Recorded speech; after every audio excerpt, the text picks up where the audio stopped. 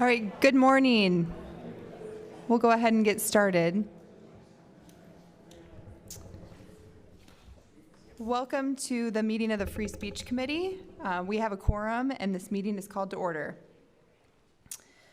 Our first agenda item is approval of the meeting minutes of the June 2nd, 2021 Free Speech Committee meeting. Are there any revisions that need to be made? Hearing none, the minutes will be approved by general consent. I would now like to recognize Professor Ted Pettis, University of Iowa professor in the College of Law, who will provide us with a presentation on freedom of expression at public universities. Thanks so much for being here. Regent Rouse, thanks very much for the invitation. I appreciate it. We had talked in terms of time frame about talking for about 20 minutes or so with 10 minutes for questions. I've got my phone here, which is my only clock, so I'm going to punch it from time to time to see how I'm doing. And I've got 4 things I'd like to talk about, and I figure if I average 4, 5, or 6 minutes, we'll get through just fine, but I promise you I'll keep on schedule. Well, again, thanks for the invitation and for doing the important work that you do, and thanks to all the Regents for your service to this state. I'm proud to work at one of your institutions. 4 things I'd like to talk about. First is a cultural change that I run up against frequently in conversations I have with students about free speech issues, and so I'd just like to draw it explicitly to your attention, and that is I think students struggle, and I think faculty and staff sometimes fail to recognize that when students leave the public K-12 system and move to universities, they are changing First Amendment regimes. There's not continuity from one to the next. When they're in the K-12 regime, they have pretty broad freedom of expression. We have a famous case, Tinker, protesting during the Vietnam War that talks about that. So public K-12 students do have some significant free speech rights, but nevertheless, there are ways in which their teachers and their administrators can regulate their speech. For example, profane speech. A kid gives up and gives a student that's kind of sexually laden. There's a famous case about that during a student assembly. The Supreme Court held that that student could be punished. A student wants to wear a t-shirt or something promoting illegal drug use. The Supreme Court has said that kid does not have a First Amendment right to engage in that speech. And there's a couple of other categories. When they leave the K-12 system, they enter the adult world, which is, of course, is where we do our work. And in that adult world, the rules are very different. And let me just read to you 2 sentences from Supreme Court opinions. One of them underscoring the proposition that I just relayed to you, which is colleges and universities, that's now the adult world. And then I want to read to you a quote that kind of nicely encapsulates what some of the First Amendment rules are in that adult world and how different they are from the K-12 regime. So the Supreme Court said back in the 1970s, our precedents leave no room for the view that because of the acknowledged need for order, First Amendment protections should apply with less force on college campuses than in the community at large. So the rules that apply here in this room, out in the parking lot, at the football game last weekend, whatever those First Amendment rules, those are the same rules that apply on campuses. What are those rules? Well, that's a long, complicated thing to talk about, and I don't have time for long and complicated, but I can give you just a sentence from a different Supreme Court case. In public debate, our citizens must tolerate insulting and even outrageous speech in order to provide adequate breathing space to the freedoms protected by the First Amendment. It's a different world.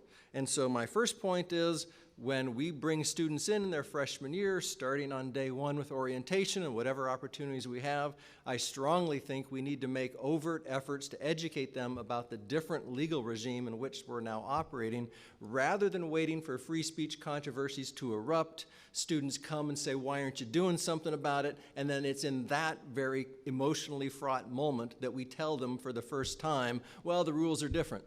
They didn't know that that's different, and I think we've got to get to them before troubles erupt. That's my first point. Second, I want to talk briefly about viewpoint discrimination, and I want to praise the board's freedom of expression policy on this point. Viewpoint discrimination is probably the greatest First Amendment sin that the court has recognized. There's something called content discrimination, subject matter discrimination, and that's not what I'm talking about. That has to do, subject matter discrimination is where a government official, like a university administrator or a teacher or somebody, says there's certain topics we're not going to talk about. That's one thing, and courts are a little skeptical of it. They're going to look closely at that. But even worse is viewpoint discrimination. And what viewpoint discrimination is when a government official, like a university administrator, or a member of the Board of Regents, or I in my teaching capacities, declare, we are going to talk about certain topics, but if your view on that topic is such and such, we're not going to hear you. Or we're going to set up a given way of doing business, whether it has to do with recognizing student organizations or something else. We're going to set up a certain way of doing business, but if your views are such and such, well, then that's not how we're going to do business with you. That's viewpoint discrimination, and it is a very serious problem, and the court looks at that with tremendous skepticism, and it is very difficult to survive. It's possible, but it is very difficult to survive a First Amendment attack. And I just want to flag that in your policy of on freedom of expression, this being the Free Speech Committee, I know you're familiar with it, but viewpoint discrimination is front and center in the way this reads, and I want to praise you for that. It says, for example, in the second paragraph, the board's fundamental commitment is to the principle that debate or deliberation must not be suppressed merely because the viewpoints presented are considered by some or even most members of the campus community to be unwelcome, disagreeable, or offensive.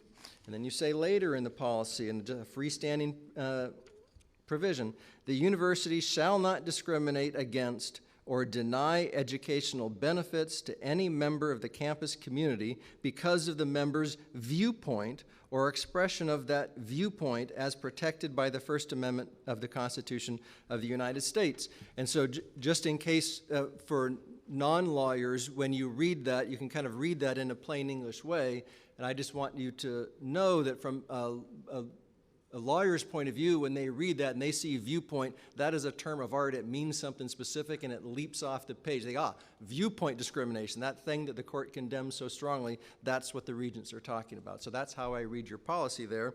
And again, I praise you for that. Now, there are some limits. In my classroom, for example, if students want to begin an answer to an essay question saying, well, in my view, and then they go off on something that's ridiculous, I'm not obliged to give them an A.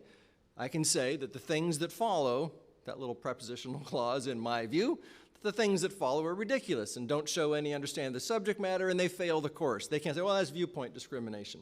I don't have a viewpoint discrimination lawsuit on my hands. We have to be able to teach our courses.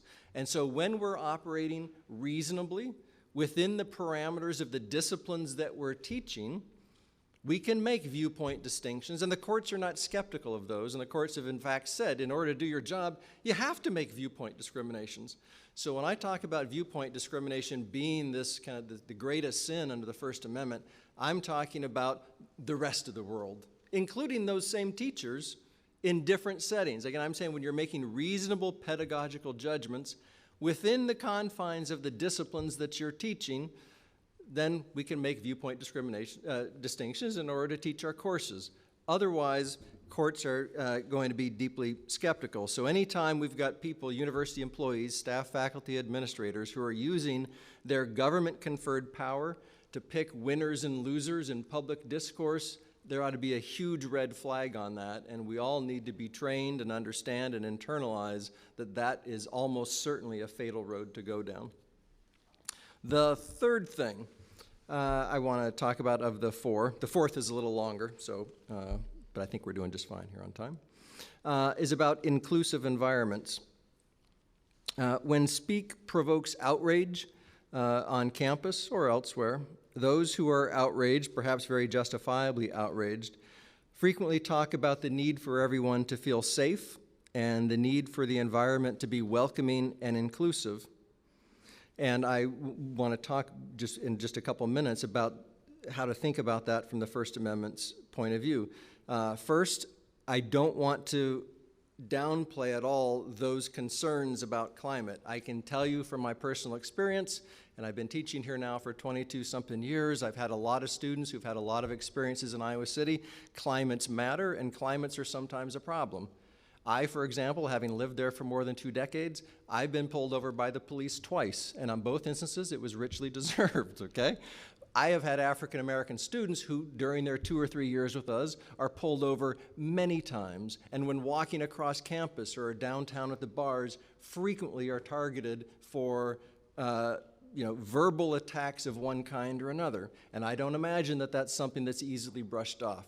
So climate matters. It's incredibly important, and as someone who's involved in recruiting students, trying to recruit faculty, that climate matters. And when the climate goes south and we risk losing those students or those faculty, those are not happy days. So this is an extremely important problem to try to tackle, okay? The First Amendment, however, says that coercive responses to the speaker are very rarely going to be part of the solution. There will be sometimes, and I'll briefly, okay, describe what some of those sometimes are, but usually a coercive response where the speaker is punished or disciplined, usually that cannot be part of the solution. We're going to need more creativity than that to solve this very real problem. There are some categories of speech, which maybe you have already heard about, that the Supreme Court has said don't get any First Amendment protection. There's something called fighting words, for example. And so if a kid's downtown at night and someone gets right up in their face and is hurling racial epithets at them, that's probably not protected speech. Why? Not because it's causing offense or because the speech is outrageous, but because the law is concerned that there's going to be this immediate fight, that there's going to be this physical outbreak of violence. And there's a couple others, incitement and so forth. But those are really, really narrow categories, which if I had all day, I could give you examples of just how narrow they are and the kinds of outrageous speech that the court has said don't fall within them. The other category is harassment. And harassment, that's a high bar. It's not just kind of a plain English, you're harassing me. Oh, well, okay, then the First Amendment steps aside. Harassment has a demanding legal definition. It's speech that's severe, it is pervasive, and it's objectively unreasonable, meaning even a reasonable person would find this unacceptable, all of which rises to the level that it denies that person equal access to the education and the resources that we try to provide on our campuses. So if speech rises to the level that, look, we have really fundamentally changed what it means for this student to come into our campus, or to go to the gym, or to come into our classroom, or to walk around campus. They don't have the same kind of access that other people do. Well, then that's harassment. And if the harassment is on certain kinds of traits, we have a federal statutory obligation to intervene in a way if we know about it and have control over the circumstances. If it has to do with race, or color, or national origin, or sex, or a disability, federal law requires us to get involved and try to do something, which may or may not involve punishing the speaker, but that's the next conversation we have. Even if it's not about one of those traits, if there's actually a denial of access happening, the First Amendment, in my view, would permit us to intervene, even if we're not legally required to. Morally, it seems like we should, and in any event, legally, I think we'd be permitted to do so. Okay? But that's really as close as we can come when someone says, someone's speaking, they're saying outrageous things, and I want you to condemn it, and I want you to not only condemn it, but remove the student, punish the student, disenroll the student. That almost always is not a legally, constitutionally permissible answer. And so we need, rather than just saying, well, the answer to offensive speech is more speech. That's true, and that's important. But if that's all that the person who's being targeted hears, I don't think we're serving them terribly well. So from an institutional point of view, I think our institutions need to do a much better job of helping people think creatively about how to handle situations like this that then train them for the rest of their life when they're going to be continuing to live under those same First Amendment rules and will continue to hear speech like this, and they won't be able to call the police and have people handcuffed and dragged away. So how are they going to handle it? That's part of our job, is to train them for that. And just tossing off the important but sometimes trivial sounding little adage, well, the response is more speech. Sometimes that's tough to swallow, and it's going to take a little more than that. It's going to take some creativity. Okay, my last point has to do with the speech rights of faculty and staff. Let me especially focus here on staff for a second. Under the First Amendment, the Supreme Court has said that when a government employee, which includes me, staff, everybody who works for University of Iowa or the other Regents institutions, whenever we go out in the world and want to speak on public matters, the quintessential example would be writing an op-ed, but it could be anything, where you're just getting involved in public conversation. Is that protected speech or is it not? And the Supreme Court has said, well, there's a balancing test will apply. Yes, they do have a right to get out and speak on public matters, but if what they're saying is causing trouble in the workplace, then there's room for the government to get involved and try to maybe restrict that speech. So for example, if a staff member, a custodian or whoever writes a letter to the editor talking about how absolutely awful their boss is, they're evil, they're corrupt, they're defrauding the university, et cetera. Okay, those are all issues of public interest. We want to know, oh, do we actually have someone like that working at the university? But we also have a workplace problem now because those two people have to work together. And the courts have some rules and there's some cases out there that say, okay, how are we going to balance that? And the speaker might win, the speaker might lose. Your policy on freedom of expression is communicating to staff members in large part that they don't need to worry much about that. And I just want to draw that to your attention. I think it's a laudable view, and I hope that you stick with it, but nevertheless, I want to let you know that's how I read it.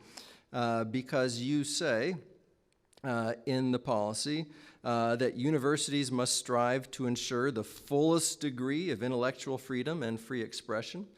And you also say in the policy, students, faculty, and staff have the freedom to discuss any problem that presents itself and assemble and engage in spontaneous expressive activity on campus within the bounds of principles of the First Amendment. So if I'm a staff member contemplating writing an op-ed that I think is going to anger some people in the workplace, and I read that policy, and it's talking about fullest expression, I read that as go get them, okay? Just letting you know that that's how I read that. With respect to speech, though, when employees are carrying out their job duties, we have to speak to do our job. I'm speaking right now, and in some sense, I suppose this falls under my job, though if I'd been at home with nothing to do and you flattered me by calling, I would have come. But, okay, so doing your job. When teaching a class, a financial aid advisor whose job it is to report on what they have found in the applications. Our jobs often require us to speak. The First Amendment has said that when it comes to that speech, it gets zero First Amendment protection. None whatsoever, because it is job-performing speech, and the employer has a right to decide whether they're happy with how the job gets done. And so there have been cases, for example, where not here in Iowa, but cases where financial aid advisors will discover fraud. And they'll go to the university president and say, look what I just found. And the university president will say, you know what, you're fired. There's a case in this part of the country, though not Iowa, where a campus police officer responded to an incident, thought the chief of police seemed like they had been drinking that night and possibly had shown up drunk. And during a subsequent investigation reported, I think the chief was maybe drunk.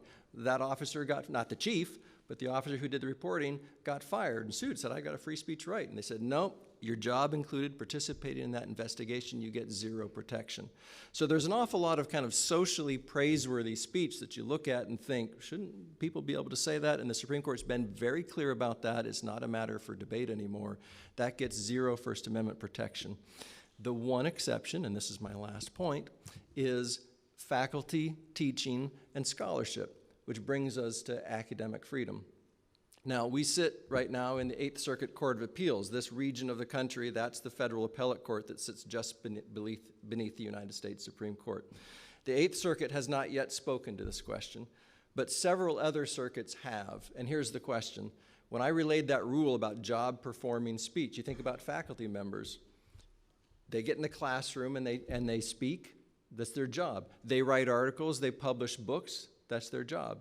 They have service opportunities, this or others, where maybe they anger people by what they say. Is that all of that also subject to the rule? Well, if we're not hired, absent some contractual obligation like tenure, we can fire them.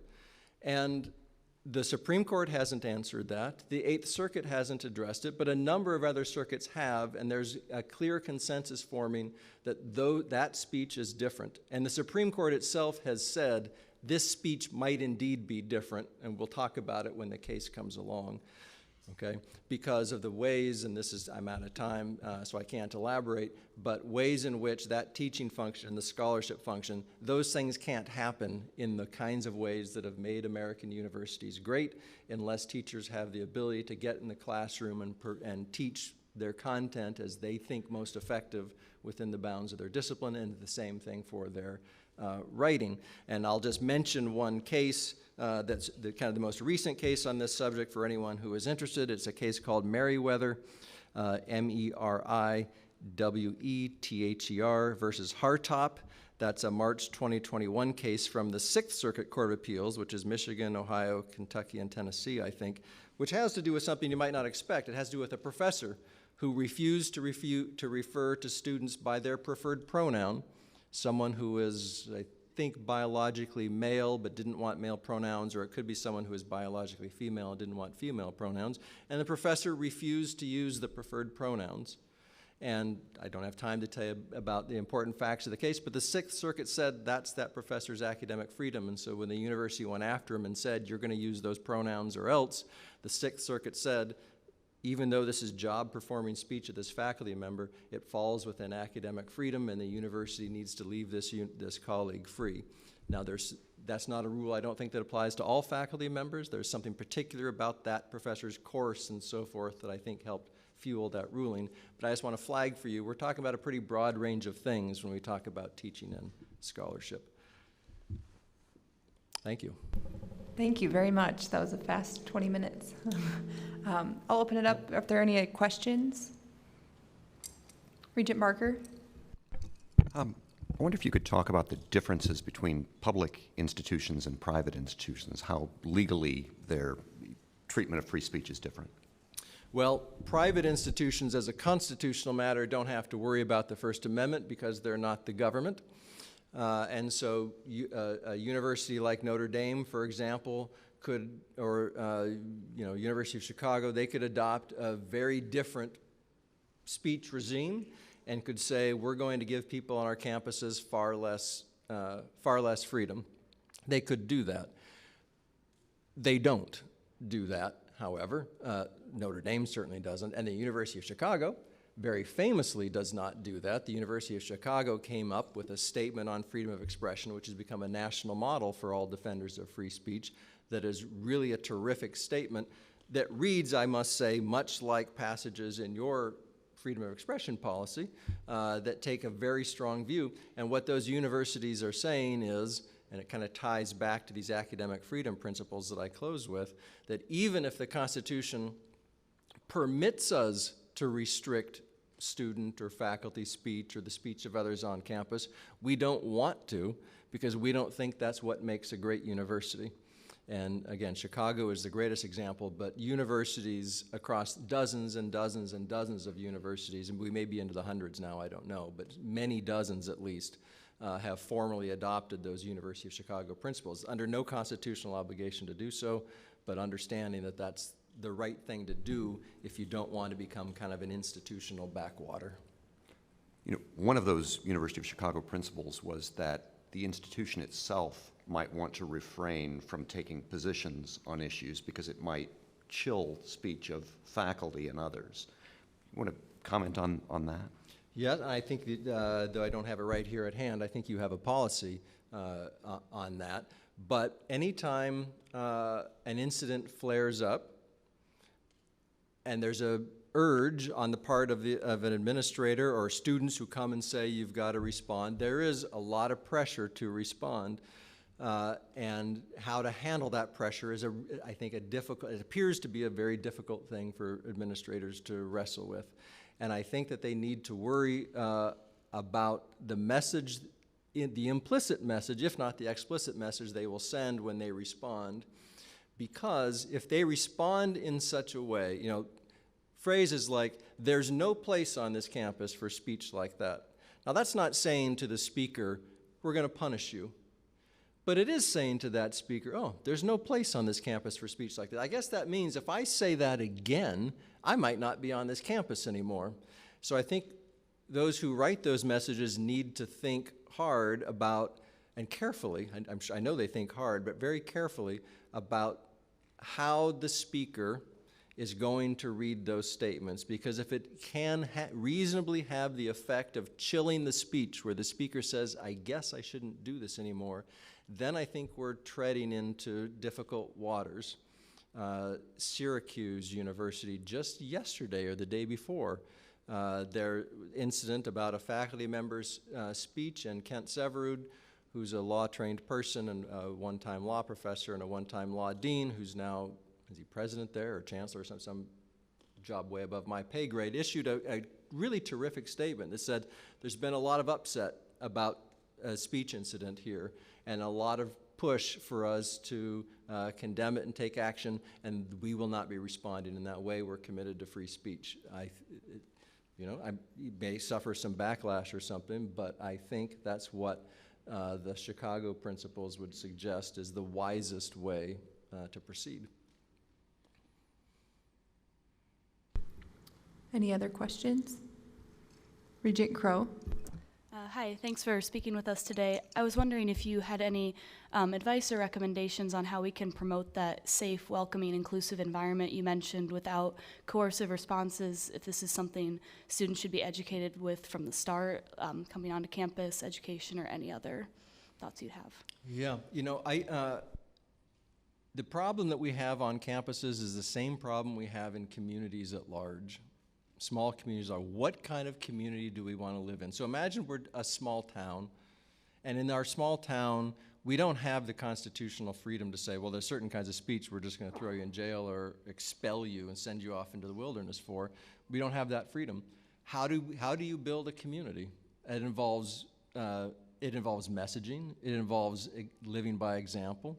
It involves consciousness about norms. There can be non-legal consequences. I mean, if a student says one thing and draws a very hostile response from other students, that can be a helpful thing. I think there's some responses are more constructive than others, but once you take the coercion of the law, punishment of the student out of play, that's kind of the easiest thing, but it's just generally not available. It's sometimes available, but it's generally not available, and so it's a question about community building. And for that, we just kind of have to resort to the lives we lead. If you're a member of an athletic club or something, I don't know, how do you communicate what kind of community you are? As a Regents community, how do you set the terms on which you talk to each other, and what's permissible or what's not? There's a case in front of the Supreme Court right now about a publicly elected official in Houston, I think, who was elected to a position and then just went after the board to which he'd been elected. He was suing it and writing against it and so forth, and the board wanted to censure him, and now he's saying, I've got a free speech right to do it. But my point is, communities large and small all have some version of this problem, especially if they have any diversity in them. If they don't have much diversity, then they probably don't have this problem. But if there's diverse groups in the lives that we lead, the large and small pockets in which we move, the co-op where there's a certain ethic in the co-op where I shop. You don't talk to the cashiers in a certain way. How did I learn that? I don't know how I learned that, but I just know when I go, the mask wearing. Some people in Iowa City wear masks. Everybody when they go in that store wears masks. How did that get communicated? So it's a question about how we build society. It's a broad question. We've got a lot of expertise on campus, people who study these things, people who've had different life experiences. I just think we need to marshal those resources and grab students on day one with orientation, or maybe when they're giving campus tours, because I've heard about that at some universities, saying, look, here's what we're trying to build. There's a certain tool that's usually not going to be available to us, but here's the kind of community that we're trying to build. Here's who we want to be. And then you try to build it in all those, I would assume, richly faceted ways.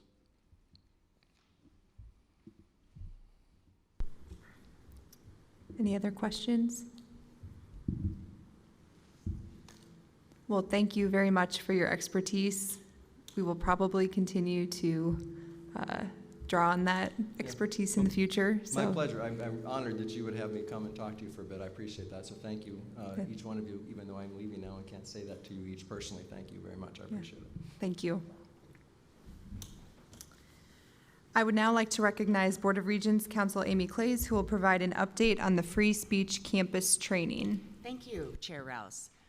Recall at the last committee meeting, we talked about the possibility of proceeding with an outside vendor to assist the Regents in developing the training. And with the committee's support, the Regents did move forward down that path. And at the start, at the onset of our conversations about a training, we had been in communication with the community colleges who have the same requirement in Chapter 261H that the Regents do. And so we reached out to them and invited the community colleges to partner with us in this endeavor.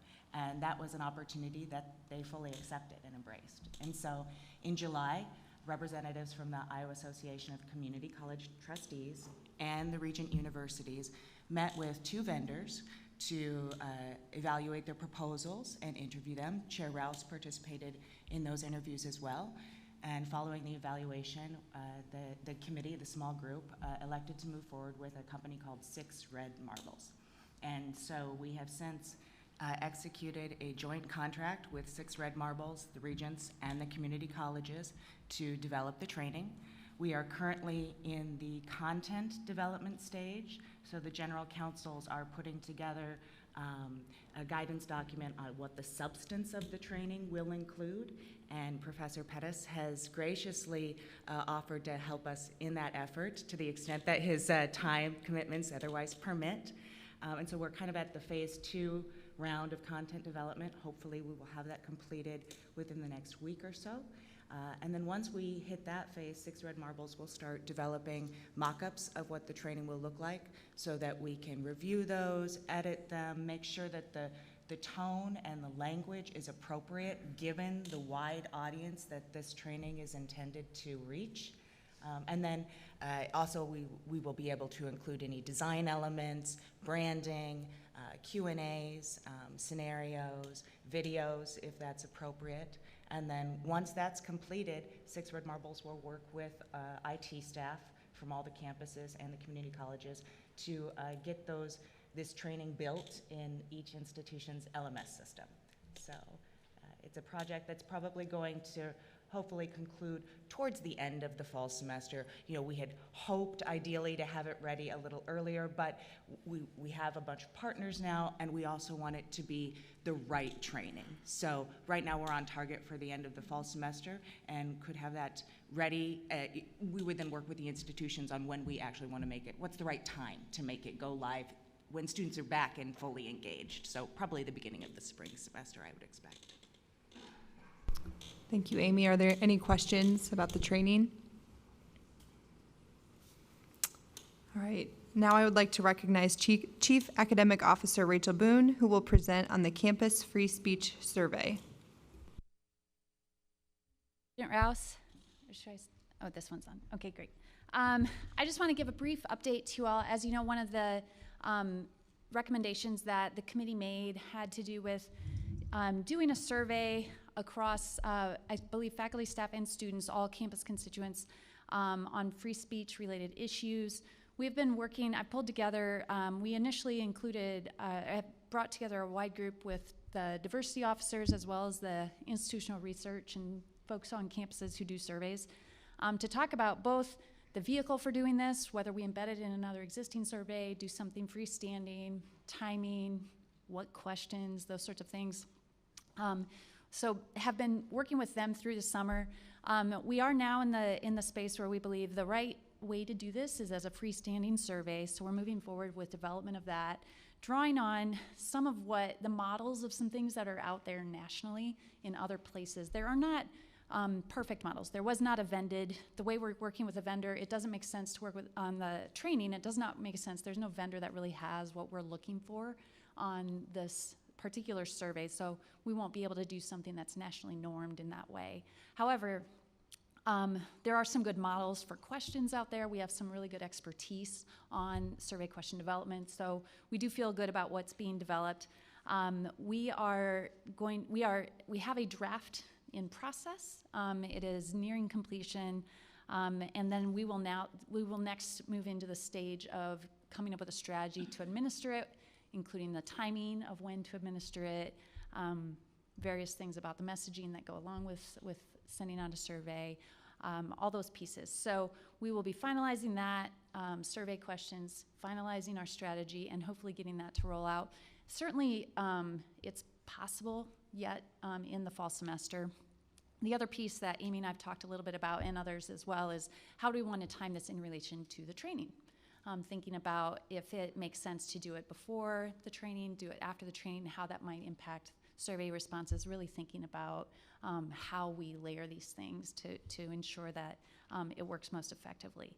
So that is kind of where we stand on the survey. In process, we feel good about where we're headed, and I'd be happy to take any questions.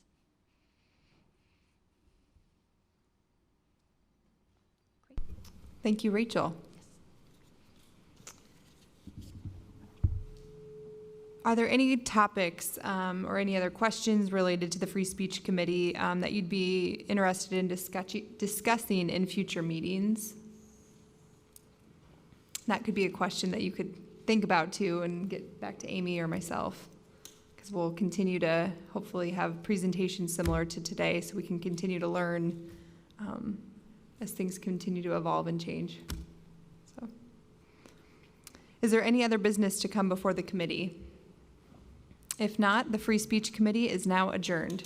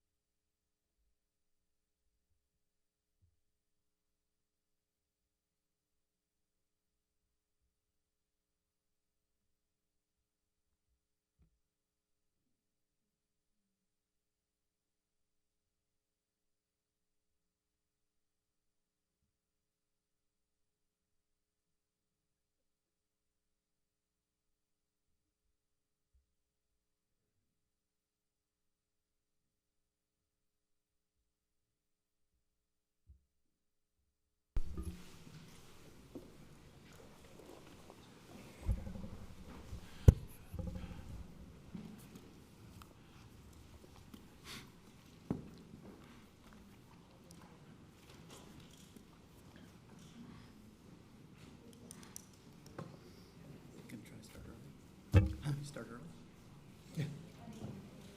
As soon as everybody gets sit down. Make sure everybody's got.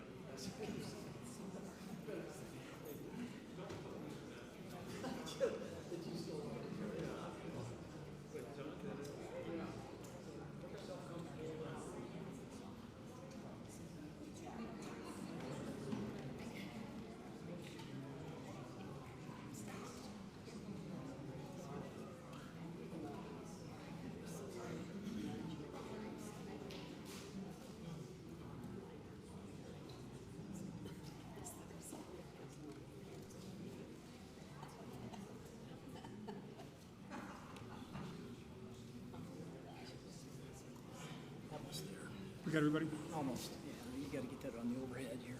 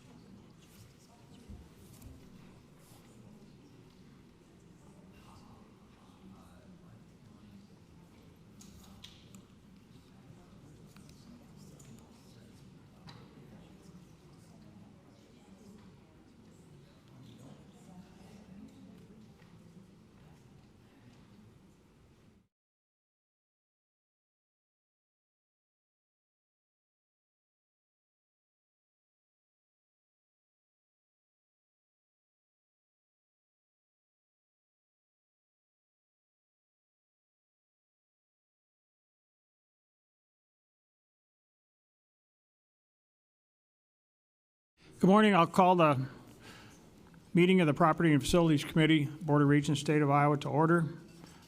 John, if you'd note who's in attendance here.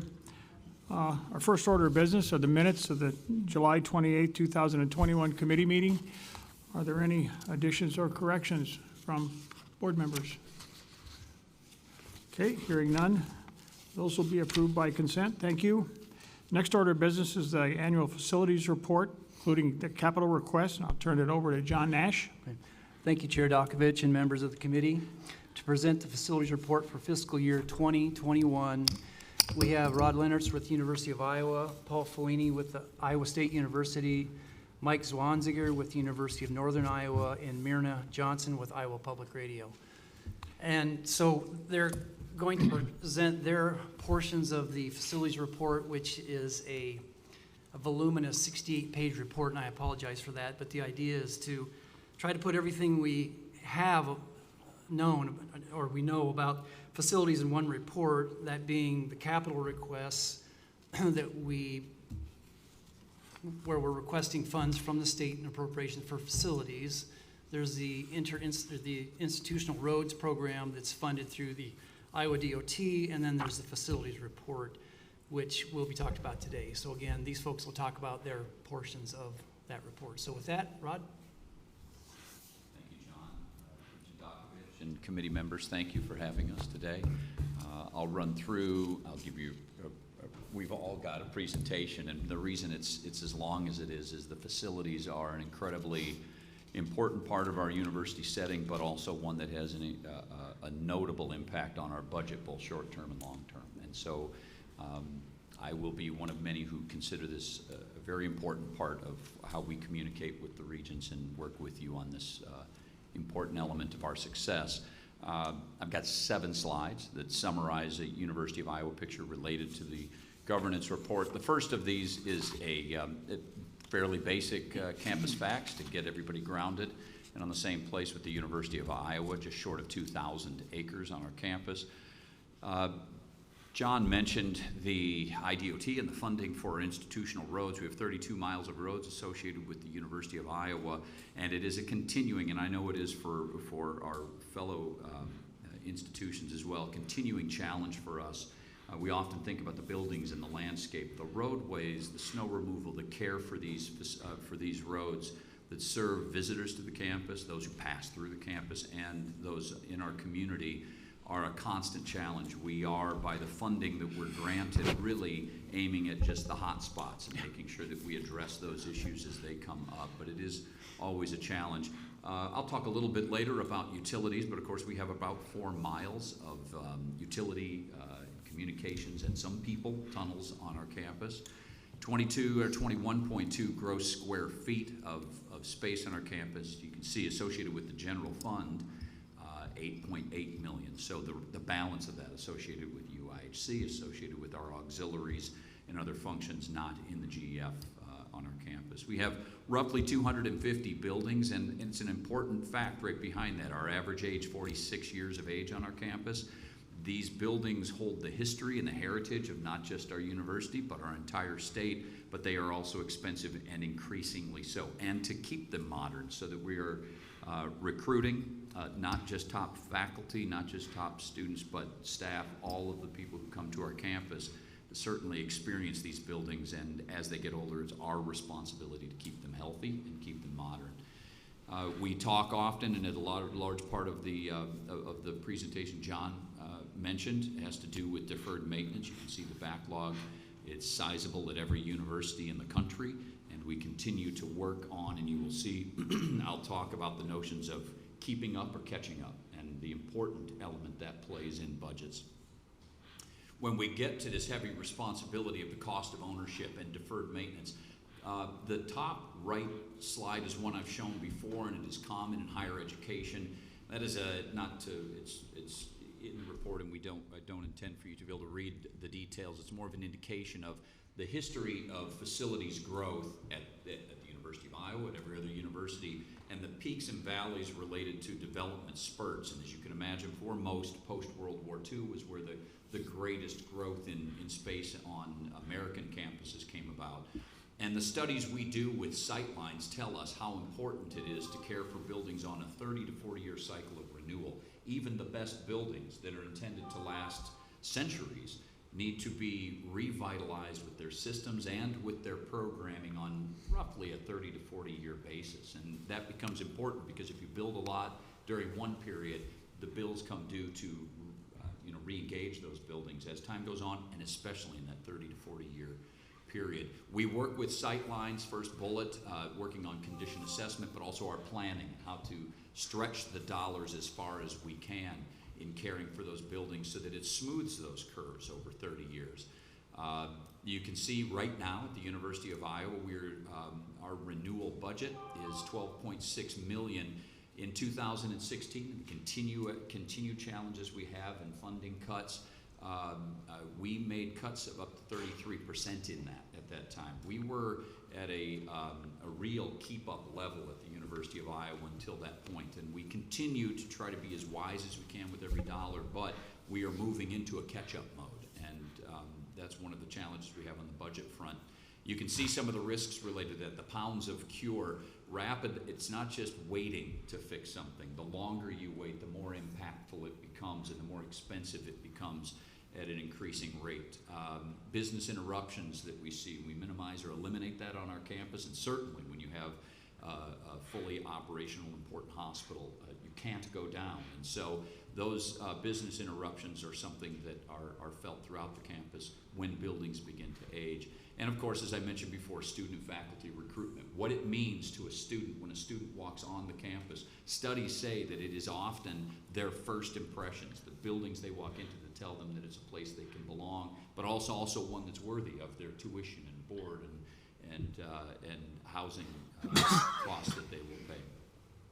Prioritizing has become a necessity at the University of Iowa, working with sightlines, working with our facilities management team. These are three primary targets, kind of like the roads. We only take it where it's the hot spots. We do planning otherwise, but we prioritize based on those institutional priorities, highest operational cost risks. Obviously, if we can let one go for a while, we will, but often we study to make sure we don't regret letting something wait. And then, of course, student impacts and making sure that the time on campus is well spent in buildings worth their time. The change in utilities, you're all aware of our 50-year agreement and with NG and Meridian for the care of our utility systems. As it says, the operations have run well. We had every confidence in NG as we started this process, one of the world's best operators with respect to energy systems. We continue to work on refinements in that partnership, as you can imagine, at the beginning of a 50-year relationship. Sustainability was a big part of the reason we selected NG, and we were a big part of the reason they selected us was because of our commitments to sustainability. We're on track for our 2025 coal-free plan and actually intend to beat that date. We're beginning modifications and testing continues with our boiler systems. And we've always been proud of our biofuels explorations and use. Just one example I show, the miscanthus plant that we harvest, and farmers, we work with area farmers to harvest. You can see 1 acre of miscanthus equals 4 tons of coal, and we have 1,200 acres associated with our operation currently, 48 tons annually of coal avoidance, and it's a big part of the reason why we're going to be coal-free. And finally, the product of that for our campus is the estimated roughly, and what we're committed to, $15 million a year for investments that would advance student performance and research growth that would otherwise not happen and not be afforded within our budget system.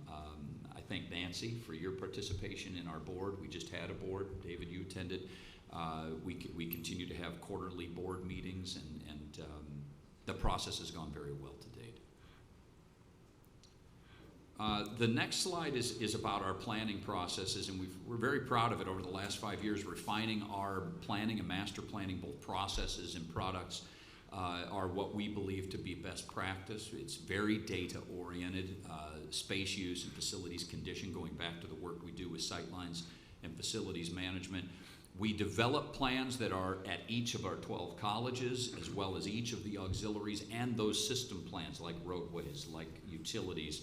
And then we weave those together, combine them and coordinate them. A small example in the upper right is our what we call illustrative plan, which shows the current master plan, our buildings that have either been modified or are being modified, and then as you see, the plans over the next 5, 10, 50 years of development we would do on the campus.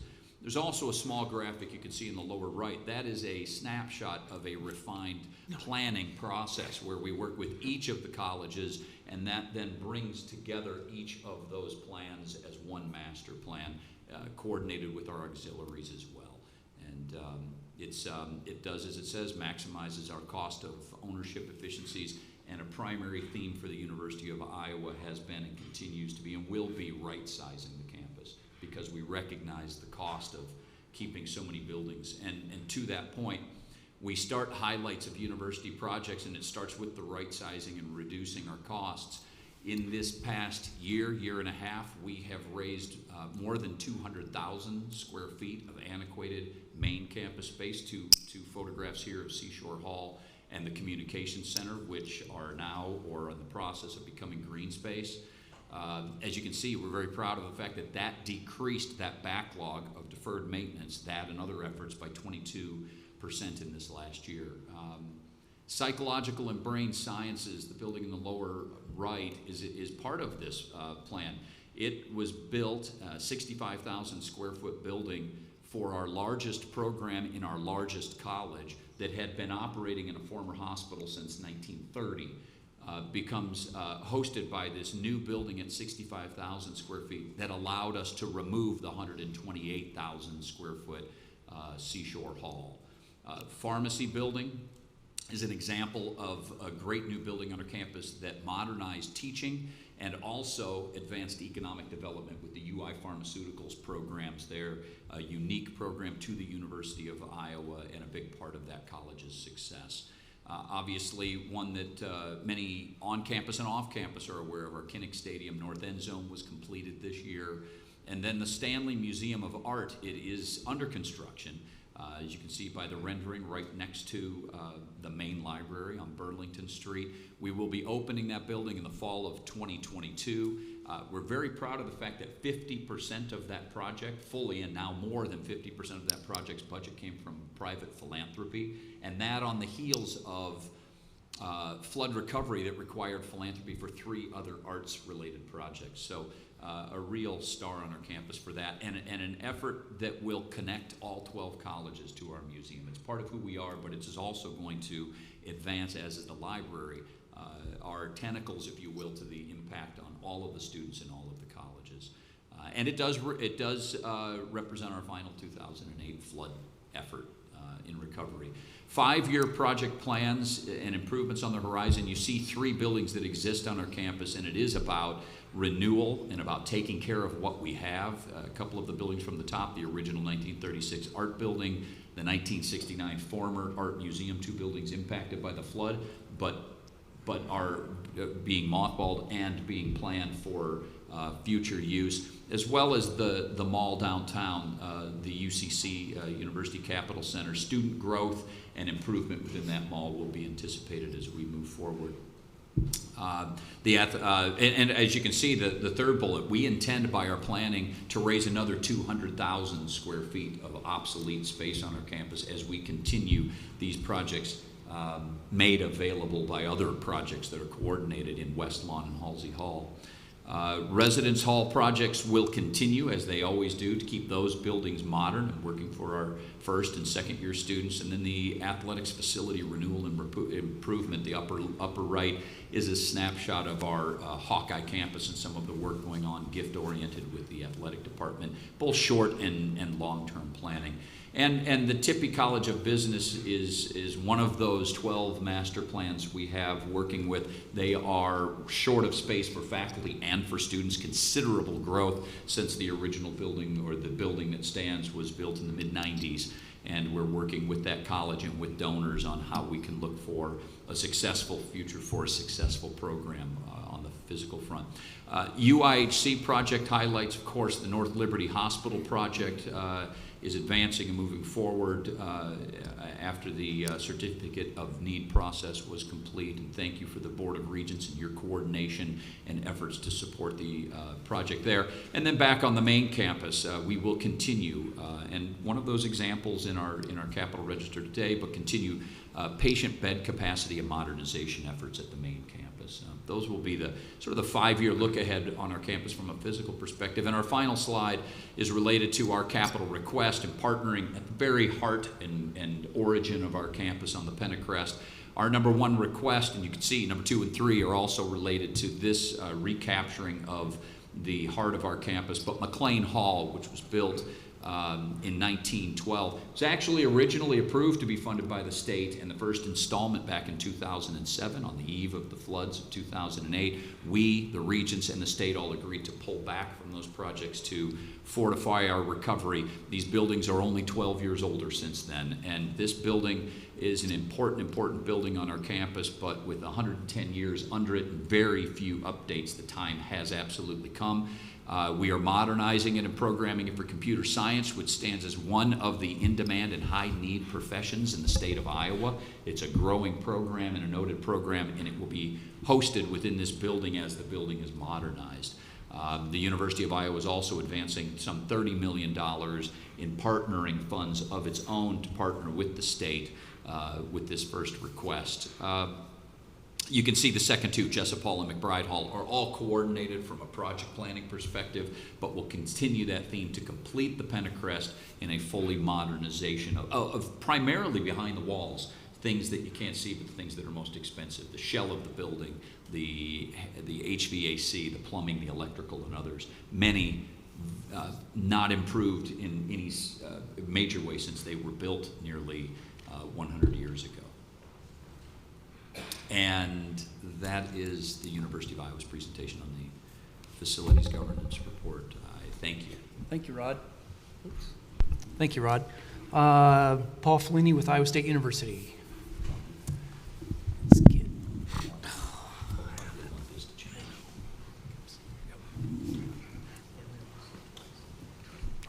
Thank you.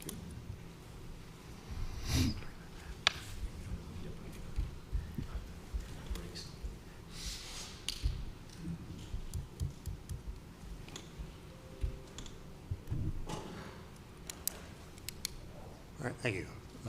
Chairman Dakovich, members of the committee, good morning. Thank you for the opportunity to present to you our facilities report for this year. So we cover both, just a couple of highlights from this facilities report and then get into the capital plan submission. Overall, much like Ron presented there, overall facilities inventory here at Iowa State, we actually topped 15 million this year, just with a couple new buildings coming online.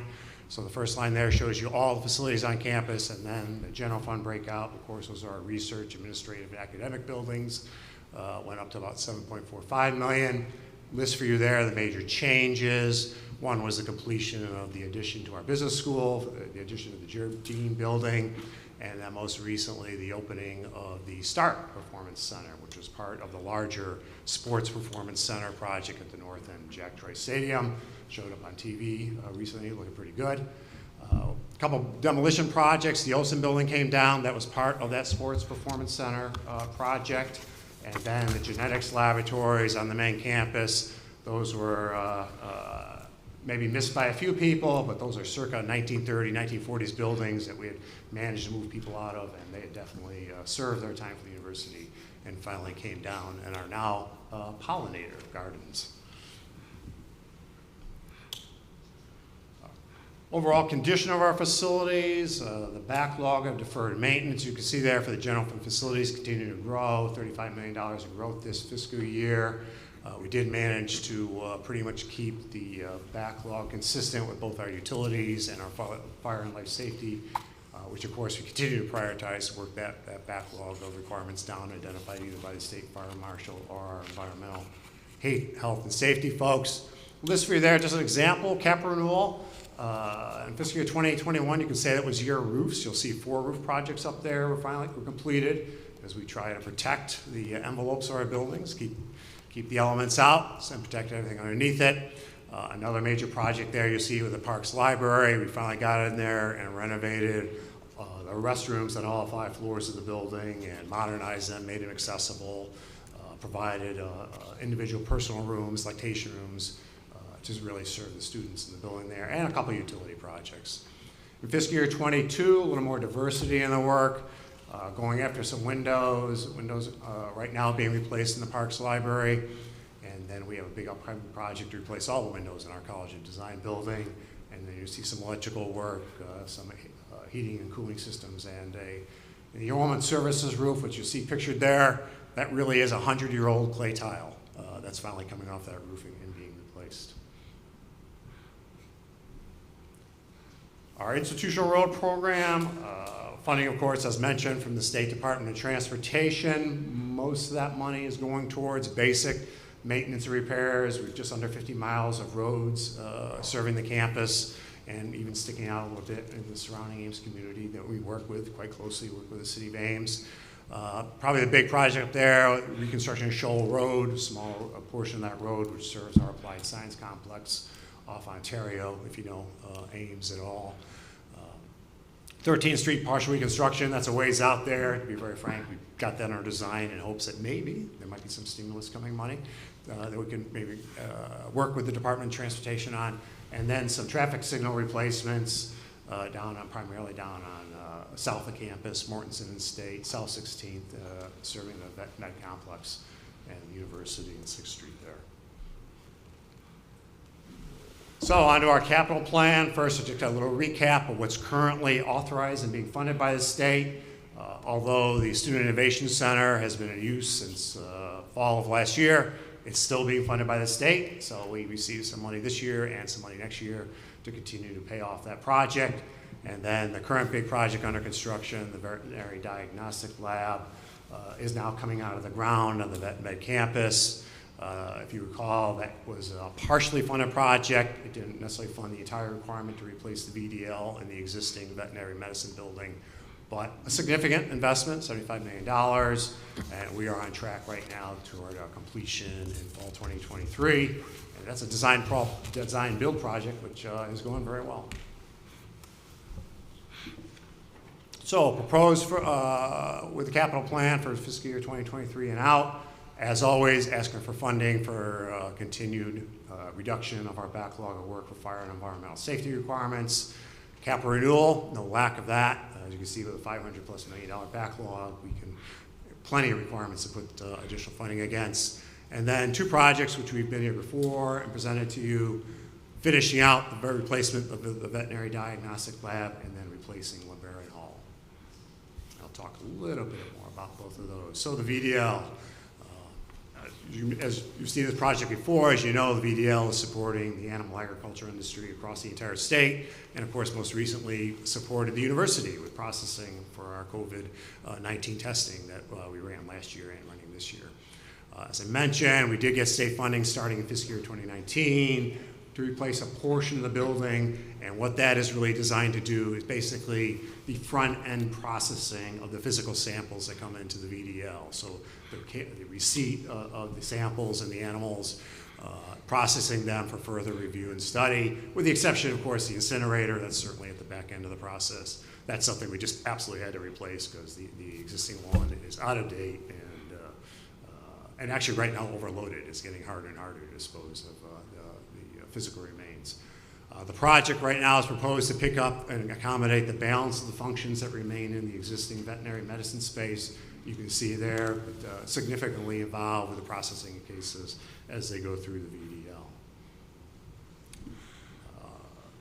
Pretty much a similar scope project, or in terms of size and square footage. This would be $64 million relative to the $75 million from the first phase, about 70,000 square feet. We did design the current project to accommodate an addition, so it can pretty much plug in right there on the side of the building. That will receive the current functions that remain in the Vet Med building and co-locate everything in one location. And the time would work out. As I said, we're heading toward 2023 for completion of the current construction project, and if this project was funded, we could certainly start construction in 2024 and just keep going. Next, the replacement of LeBaron Hall. This building is primarily dedicated to supporting our College of Human Sciences and the departments that are shown up there. a building that dates from the 50s, really has not seen a whole lot of reinvestment or attention since then. If you've ever been in it, it doesn't take long to convince you why we would want to replace it. Very low ceilings, not well designed. The HVAC isn't very functional. A well-used building, but definitely not of the caliber for the programs that it supports. This project we would split in 2 phases. The first phase would essentially, by square footage, replace the existing LeBaron Hall and renovate a portion of the building which connects it to 3 other buildings around it. That's pretty much a one-for-one replacement in terms of square footage.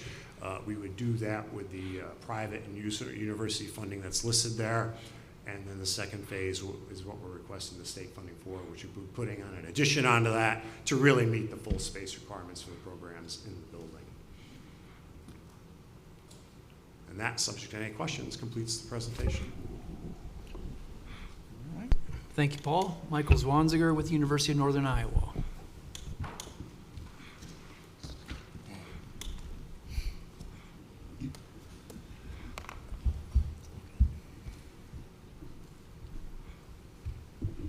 Well, thank you.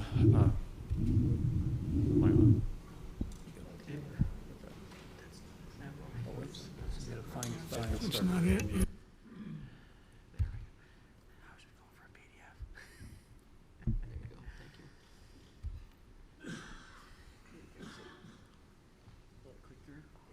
Okay. Yeah, that'll work. Okay. So thank you, Regent Dokovich and members of the committee. Here to present the University of Northern Iowa Facilities Governance Report. And I apologize, there must have had a transposition on getting the PowerPoint, so apologize for that. More or less, we're going to just talk about maintaining the quality of the academic space on campus, although we do work closely with housing and dining and athletics to make sure we're incorporating their master plans as well as our utility systems. But as Rod and Paul both mentioned, really trying to prioritize the investments to make our facilities last. One of the things that was seen is the sightlines graph about institutions across the nation and when buildings were built. And similar to University of Iowa, Iowa State, we have the same highs and lows when buildings were built. We have a wave about 50 years ago that those buildings the systems are in need of replacement. There's work that's needed. We also have a wave that's 20 years old. But we've been very careful about adding space. So most of our projects over the past 20 years have been renovation. I believe all of the state-funded projects have been renovations, maybe some small additions. But again, focusing on renovations, maintaining the space. So want to paint a little bit of a picture on kind of why, as we've seen some of the deferred maintenance rise at the institutions. The purple graph here is the University of Northern Iowa deferred maintenance exposure from 2001 to 2020. And you can see we stayed around 80 million, we dropped to about 50, it kind of slowly rose, and then about 2013 something happened. And we were trying to figure out what that was. So we started looking at this a little bit further. We overlaid the projects that we had, renovation projects that we had from the state, and we laid those all out. And what we found was that from 2001 to 2010, that first decade, we had a state-funded project for renovating our buildings about one every year and a half. So we were able to keep up with renovations. The next decade, 2010 to 2020, that average time went from every year and a half to every 3 years. And we're now looking at a building renovation project about every 7 years.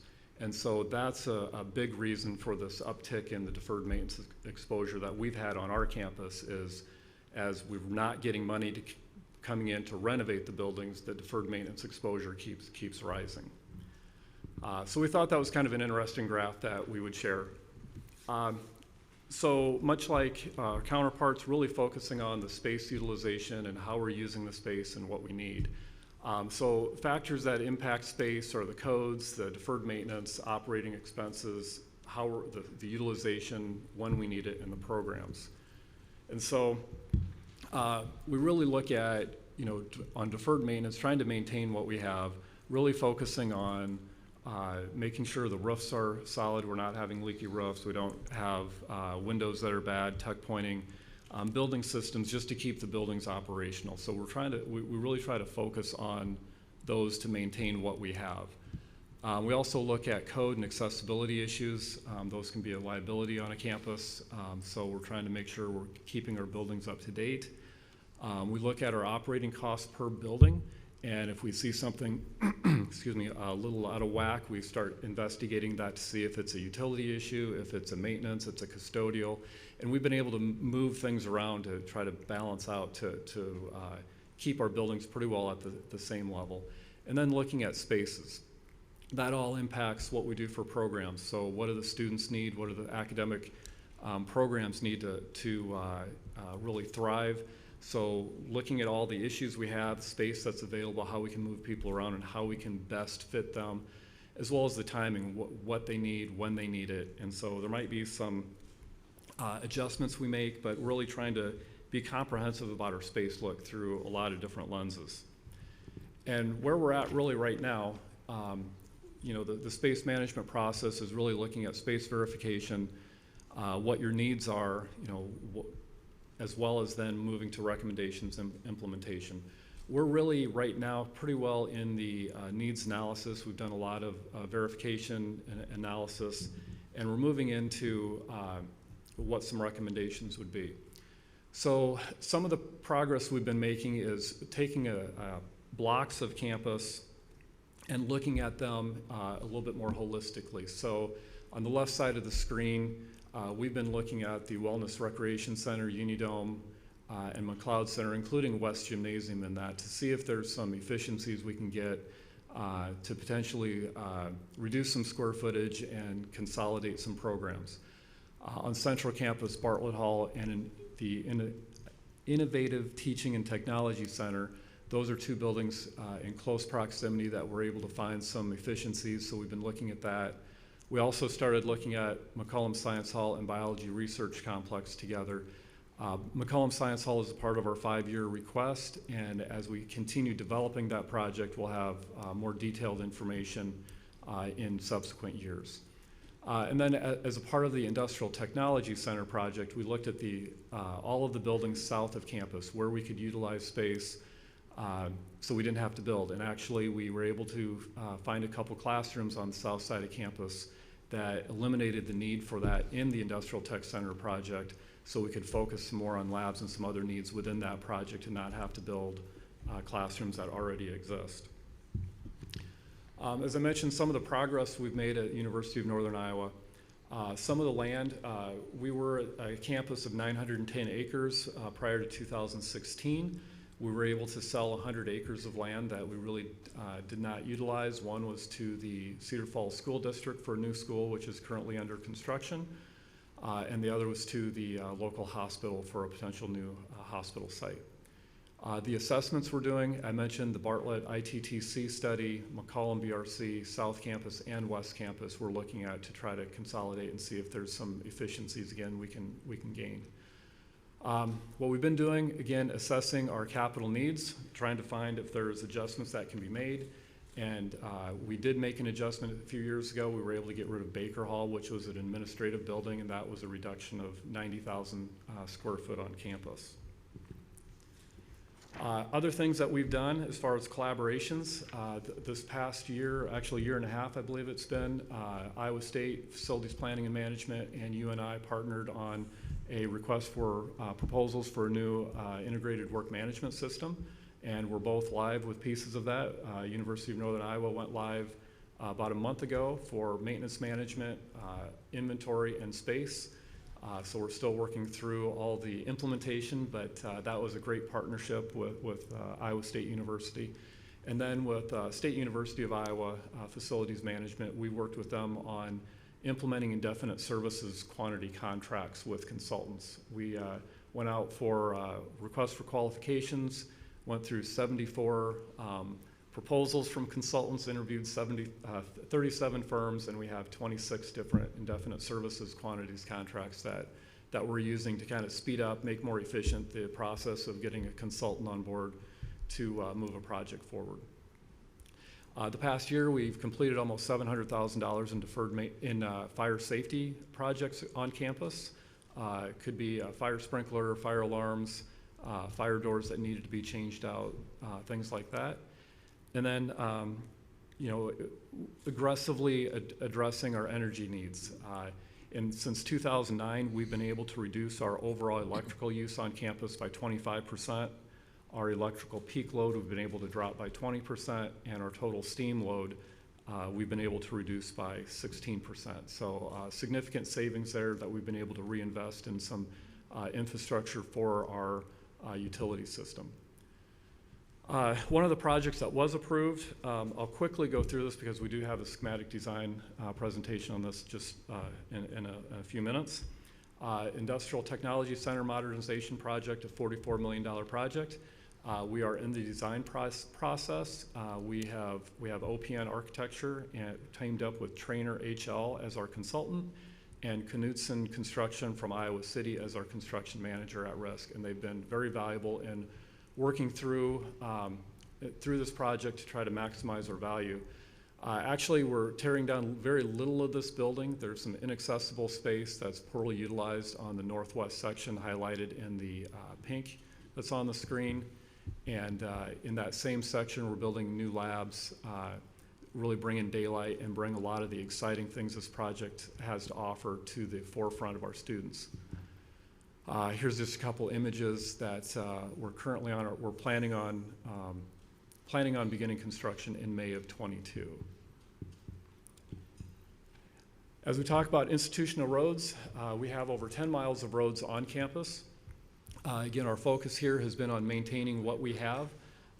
For next year, our proposal is a small section around Strayer-Wood Theater and Camrick Art Building that is deteriorated and is in significant need of work, as well as a section by Lang Hall and Mocker Union. With that, I would entertain any questions you may have. Thank you, Michael. Myrna Johnson with Iowa Public Radio, please.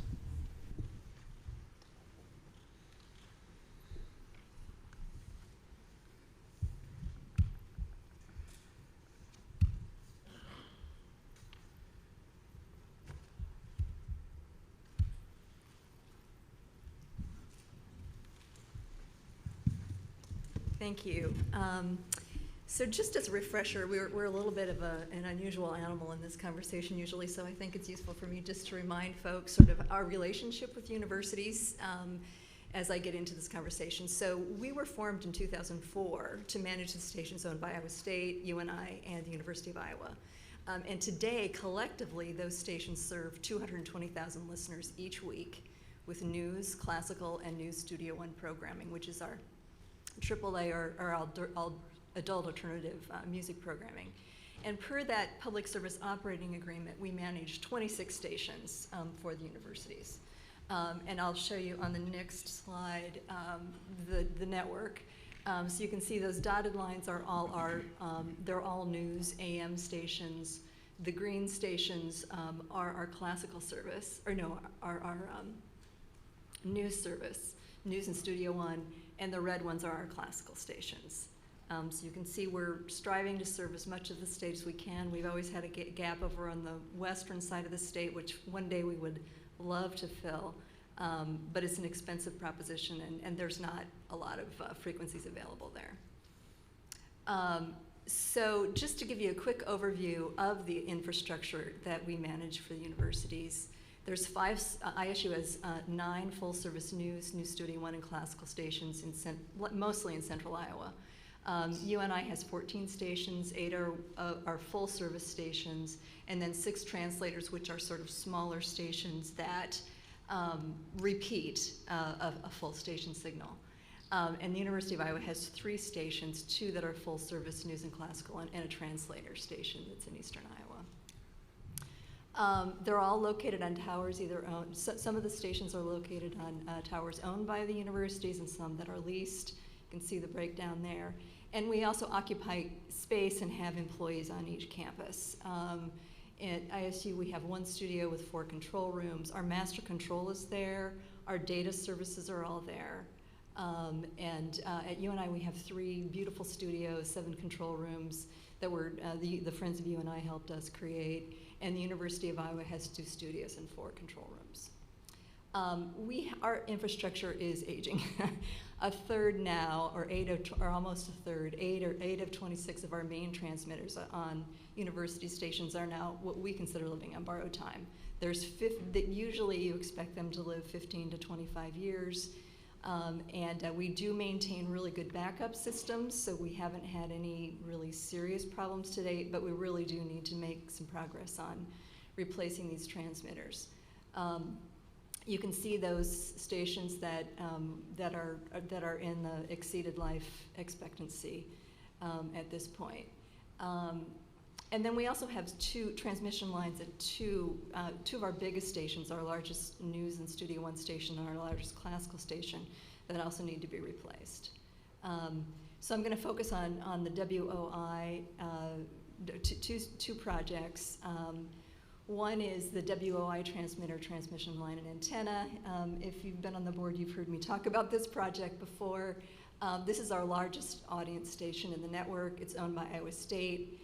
The transmission line is obsolete. You can no longer get the parts that are manufactured. We've stockpiled a few, so we are able to replace some of them as they go, but it really does need to be replaced. This year we will be doing a first phase of that project using IPR, using the IPR budget at $230,000, and then we've split it into 3 parts. In FY23, we would like to ask the state legislature for a phase 2, and then the phase 3 would be in FY24. I would just say that in addition to the services that we provide, it's a really essential public service station. We deliver Iowa Radio Reading Information Service on the subcarrier of WOIFM, and that serves the blind here in the state. And also we are the main backup for WHO, for Iowa's emergency alert system here in central Iowa. The KSUI's transmission line is also in need of replacement. This is our largest classical station. It's owned by the University of Iowa. Once again, we provide Iowa radio reading services on our subcarrier of that station. This transmission line did fail, and we pulled it apart and cleaned it. You can see the moisture as the tower workers looking at it. But the line's been compromised, and so it needs to be replaced, and the cost for that is $260,000, which we're asking for in 2024. And then just to give you a sense of our general sort of repairs and maintenance costs, over the last 5 years, we've averaged spending about $400,000 per year on repairs, maintenance, and capital. So we haven't fully ignored capital. We've dealt with those things that we can, but some of the bigger picture, bigger cost projects remain to be taken care of. And with that, I'm happy to answer any questions. So thank you, Rod and Paul and Michael and Myrna, for your presentations. I want you to know I appreciate your time and your effort into this project. It's a lot of work, and again, it's a huge report, which I apologize for, but the idea is to get everything in one spot in case the Regents or the public want to know anything about Regent facilities or their condition or what we're asking for funding. So are there any questions from the board at all on projects that are requesting funding, or anything on institutional roads, or maybe even the condition of our facilities now? Regent Barker? The chart at UNI that showed deferred maintenance basically in equilibrium for a long time and then increasing, is the right way to think of that? Something Rod was saying, that the refurbishment goes on something like a 30 to 40 year schedule. So is the right way to think of that you were on a schedule like that up until about 2010, and now you're refurbishing things less often than every 30 to 40 years? Is that a way to think about that chart? That is, and if you look at the way the funding is coming from the state for the state part of these assets, the funding, the revenue isn't coming at the same pace that it was. So by default, then it has to slow down, or we find other revenue sources for those, which are difficult to do. Okay. The other thing that factors in there a little bit too is can we allocate more to try to stretch those out, and that is what we're doing. Is that deferred maintenance doesn't mean you have to do it immediately. it means it's due to be done. Sometimes you can stretch it different ways by tuck pointing here and there in a building, but at the end of the day, yes, with less state resources, the wave is getting there. Okay. I was also on the Industrial Technology Center that's being renovated. What's the relative cost of the renovation of that versus if you had replaced all of that square footage? I might have that answer for you when we get to the schematic design. Okay, great, thanks. Regent Barker, I would add that what we try to do as we ask the board for approvals, whether it be for permission to proceed or for the budget itself, as a new thing, if we can and if we know it, we like to say how much deferred maintenance is going to go away when they do that project, just so that we remind ourselves and we tell you that we're not only doing good things with facilities, but we're also eliminating deferred maintenance. So I'm not really responding to your question, but I just wanted to throw that out there. So thank you. Any other questions at all for this panel? Okay, thank you very much. Okay, thank you all for that report. Moving on to the next item, we have the Register of University of Iowa Capital Improvements Business Transactions, Rod Leonards. Thank you, Regent Dokovich. We have one project to bring forth for approval. This is budget approval for budget and schematic design for the University of Iowa Hospitals and Clinics John Pappajohn Pavilion, expand level 5 main operating room. The budget amount of $28,970,000. We funded 3 ways: hospital revenue bonds, gifts, and the University of Iowa Hospitals building usage funds. This is a project that accounts for 20,000 square feet of space on the John Pappajohn Pavilion and is related to creating new operating rooms, 6 recovery bed areas called PACUs, and relocating the surgical and neurosciences ICU lounge. In addition to the renovations in this part of the hospital, also includes relocations to make this space available for this project, including the Cancer Center administration, faculty and support, relocating to the general hospital. The project also includes a new penthouse level for mechanical and electrical systems that will serve this part of the building. So it's really a 2-floor construction project, but it's impacting 1 interior floor of programmed space.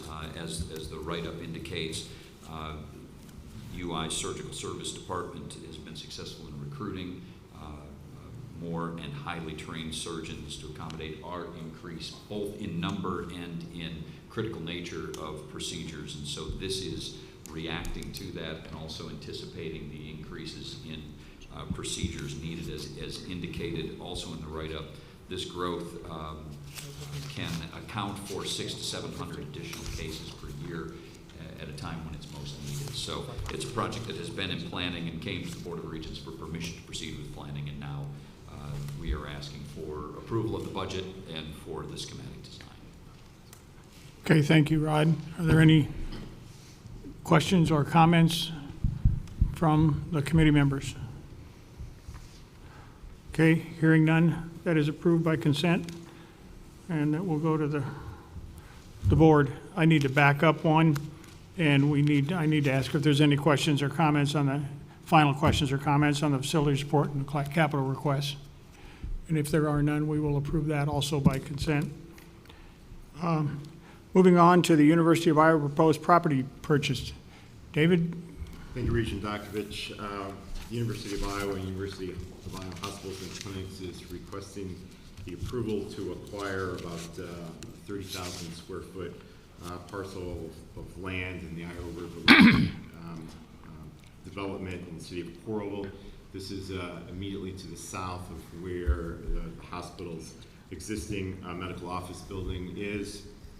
Over the last several years, the board has approved several property acquisitions in the same block. This is the remaining parcel that is privately owned.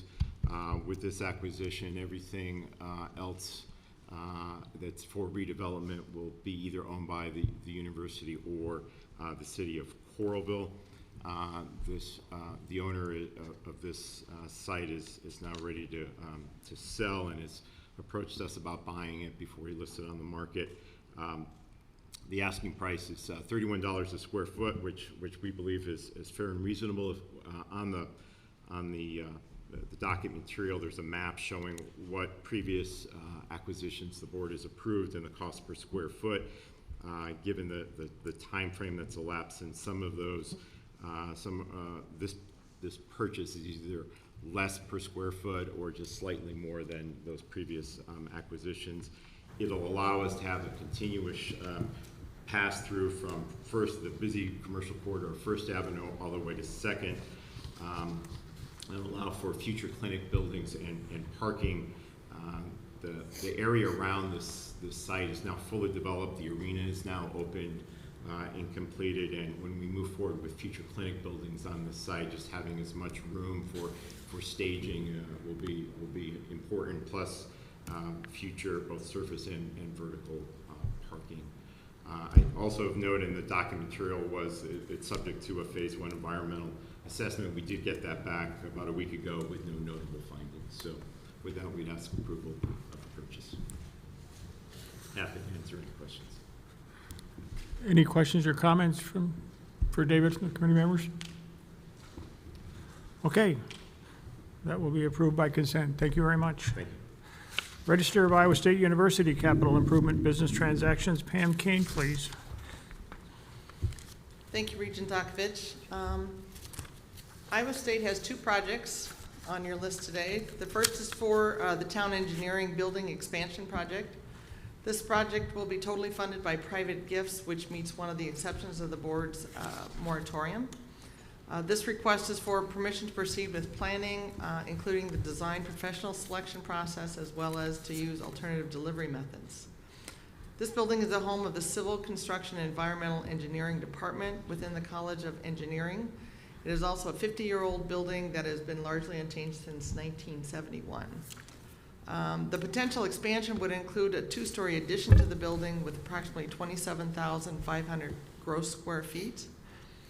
A preliminary space assessment explored the most pressing programmatic needs for the department, and so the new space will probably include improved teaching space for team-based learning and hybrid classes, collaboration space for interactions between students and faculty, appropriate graduate student space, and flexible research space to meet current requirements. The department had over $18 million in research expenditures last year. It will include ADA compliant bathrooms and new building systems.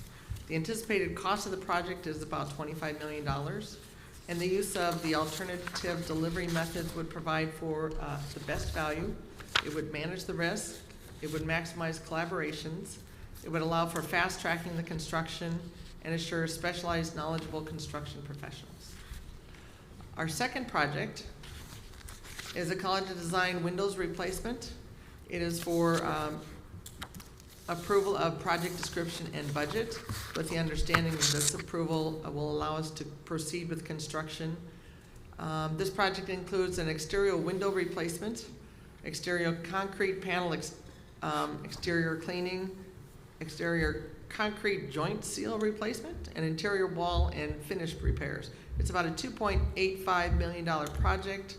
It's 5 stories of windows in the primary home of the College of Design. There have been significant leaks that disrupt and damage the interior spaces of the buildings, and previous repairs that we've attempted have not been successful. So university funds will be used, and construction is planned to be completed in a single phase. And with that, I'd take any questions that you might have. Questions or comments on those 2 projects? Yes, Regent Butker. Thank you. How old is that design building? It's 1978. 78? Built in 78. Was it? Okay, thank you. Any other questions on those projects? Comments? Hearing none. Those will stand approved by consent. And need you one more time here, Pam, for the ISU, Iowa State University proposed naming. Thank you, Regent Dokovich.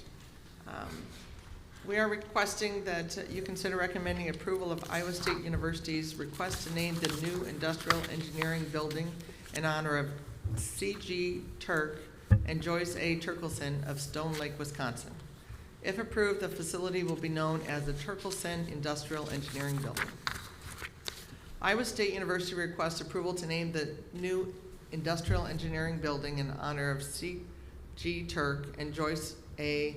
McEwen Turkelson of Stone Lake, Wisconsin. The Turkelsons have made a substantial multi-million-dollar commitment to Iowa State University Department of Industrial and Manufacturing Systems Engineering that will go to the construction of the Industrial Engineering Building projects. Planning approved by the Board of Regents in August of 2019. The project will be more than a 50,000 square foot facility north of the Thielen Student Health Center near Howe Hall. The building will provide critical space for the IMSC department and free significant space in the Black Engineering Building, reducing space needs for the Mechanical Engineering Department. C.G. Turk and Joyce A. McEwen Turkelson are both graduates of Iowa State's class of 1959. Turk is an industrial engineering alumnus, and Joyce graduated with majors in zoology and physical education. Turk and Joyce are the semi-retired CEO and chairman of the corporate secretary, respectively, of Industrial Hard Chrome Limited, based in Geneva, Illinois.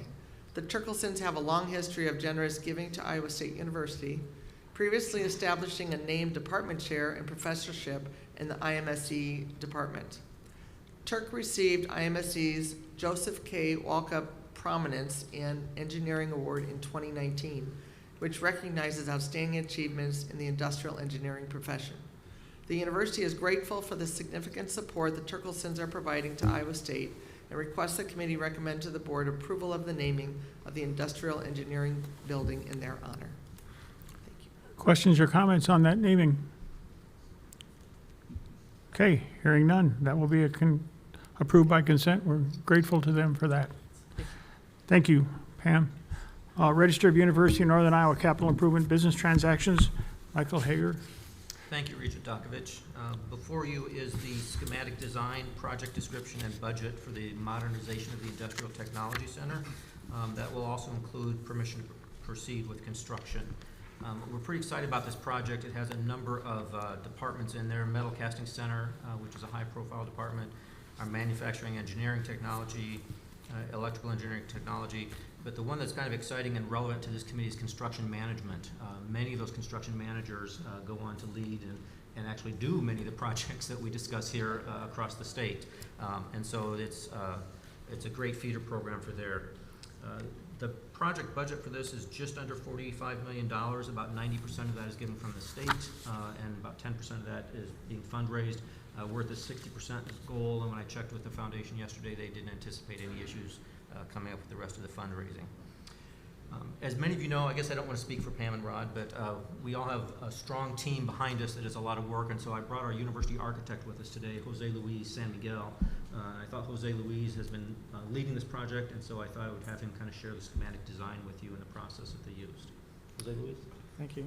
As Dr. Hager said, I'm the university architect for the University of Northern Iowa. I am also the project manager for this particular project, so I'm very close to it and very, very proud to be associated with it. I'm happy to report we are on time and on budget. Given where we've been with the market lately, it's an accomplishment. So we're very happy. We're very happy with the results. From the beginning, we thought of this as a transformative project, that it should engage the university, but also the community. We're next to Waterloo, which has a certain demographic that I'm very close to, and this helps connect that. So it's a very special project to me and to the university.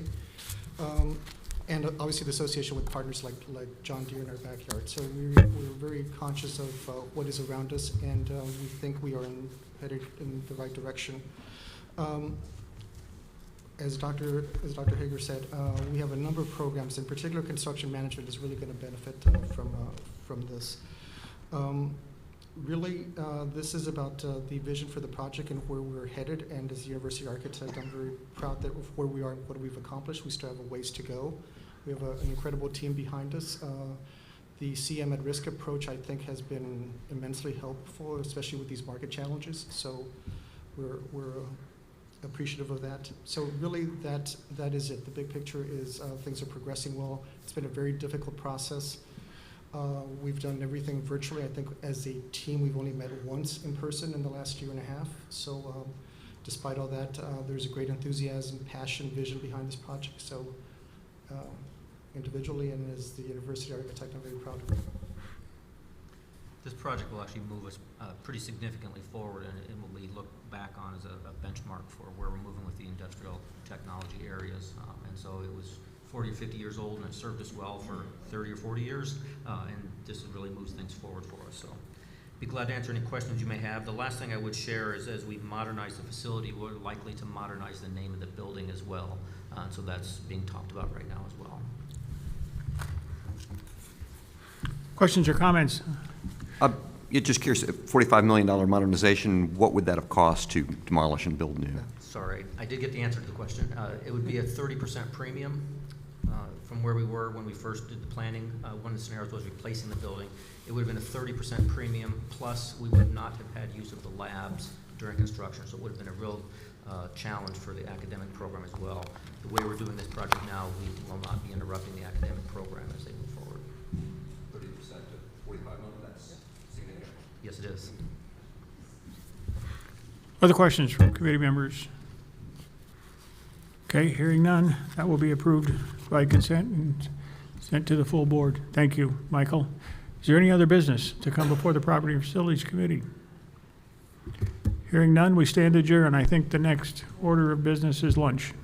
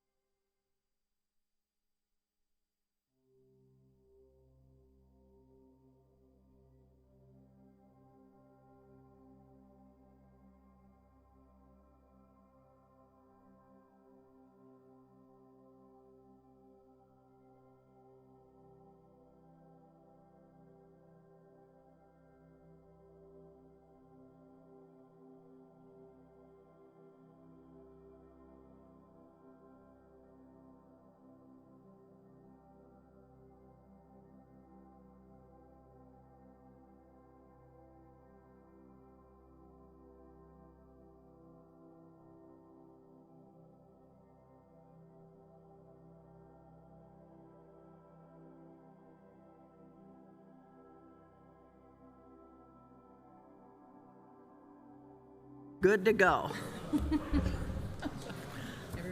So the meeting of the Academic Affairs Committee will come to order. I see 3 provosts, 2 regents, and chief academic officer, so we'll dispense with the roll call. And the first item is business and is approval of our committee meeting minutes from July. Are there any corrections that anybody needs to make? Seeing none, then these will be approved as for general consent. The next 4 items are from Iowa State, and Provost Wickard will present these requests to us. Thank you very much. Thank you very much. You're very welcome. With this agenda item, Iowa State University is requesting board approval to close and terminate 4 research centers.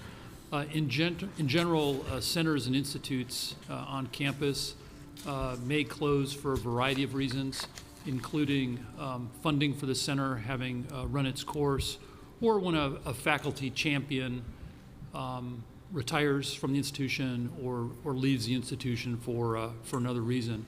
So the request on the docket today to close the 4 centers is really a housekeeping step to make sure that our list of active centers and institutes on campus is current and is reflective of those that are currently engaged in vibrant work.